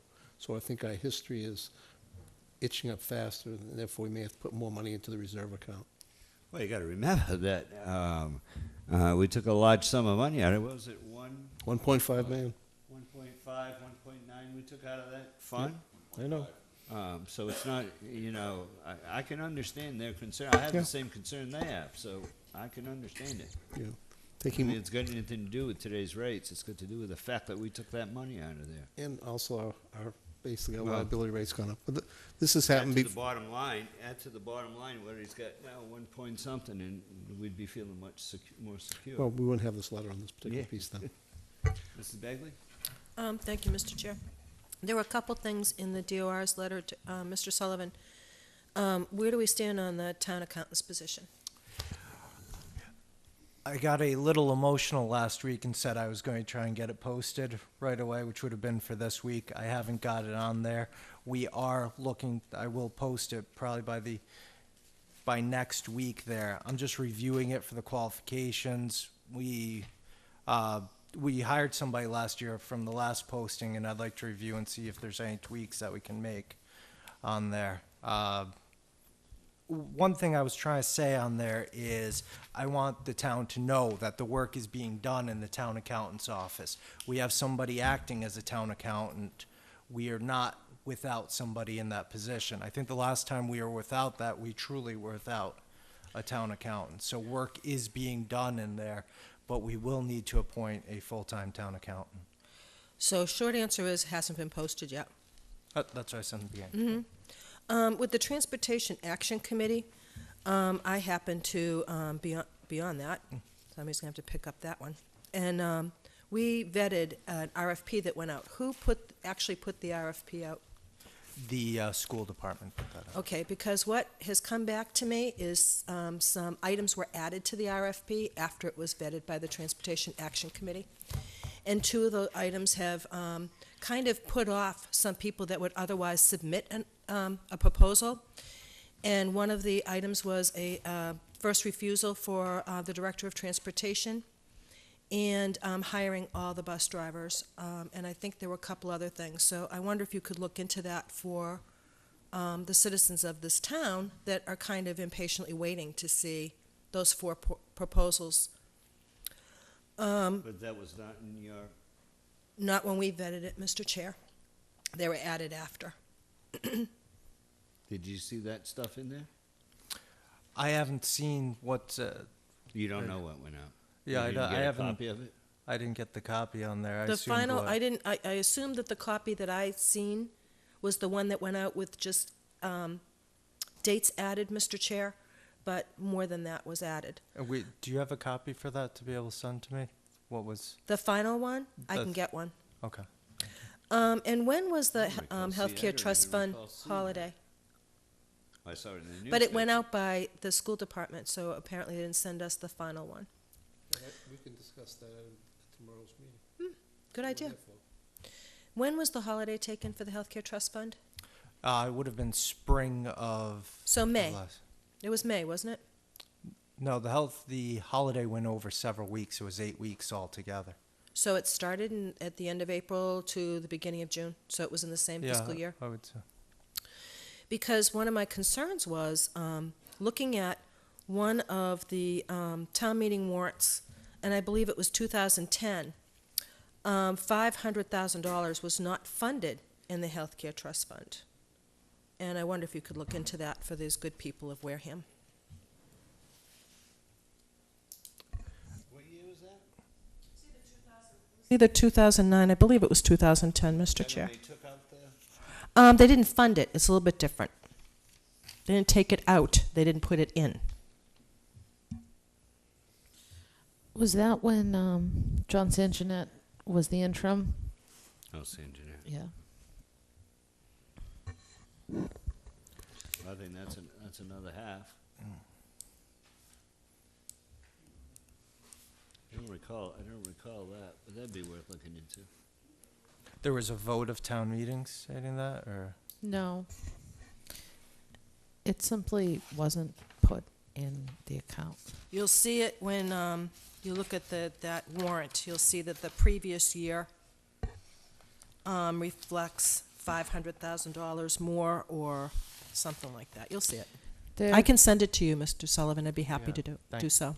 There was some conversation about claims rates and stuff that was supposed to justify it. Motion to adjourn? Anything else? See you tomorrow night, 7 p.m. And then Wednesday and Thursday?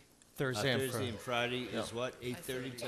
8:30 in the morning to, yeah, I believe it's, the estimate is to go till about 4 and then 8:30. Would you see if you can get that letter for the Boy Scouts? I emailed them and I'll double check in the morning. Because I would Yeah. make sure that Ellen is on there. Yeah, So absolutely. that tomorrow night. I could sign it. She can sign that, yeah. So, just to clarify, it's tomorrow night at 7, but then all day on Thursday? Yeah, Thursday, 8:30 Right. to approximately We're 4:30. posted for all that, so if we can make it. Yes, some so if hours. multiple can make it, please do. And we're If I'm posted for upright. tomorrow night. All right, I think I feel saw better that. on that. I can assure you I will not be there on Thursday and Friday. Okay. Anything else? Motion to adjourn was made and seconded. All in favor? Opposed? See you tomorrow night. Thank you very much. Wait, that doesn't make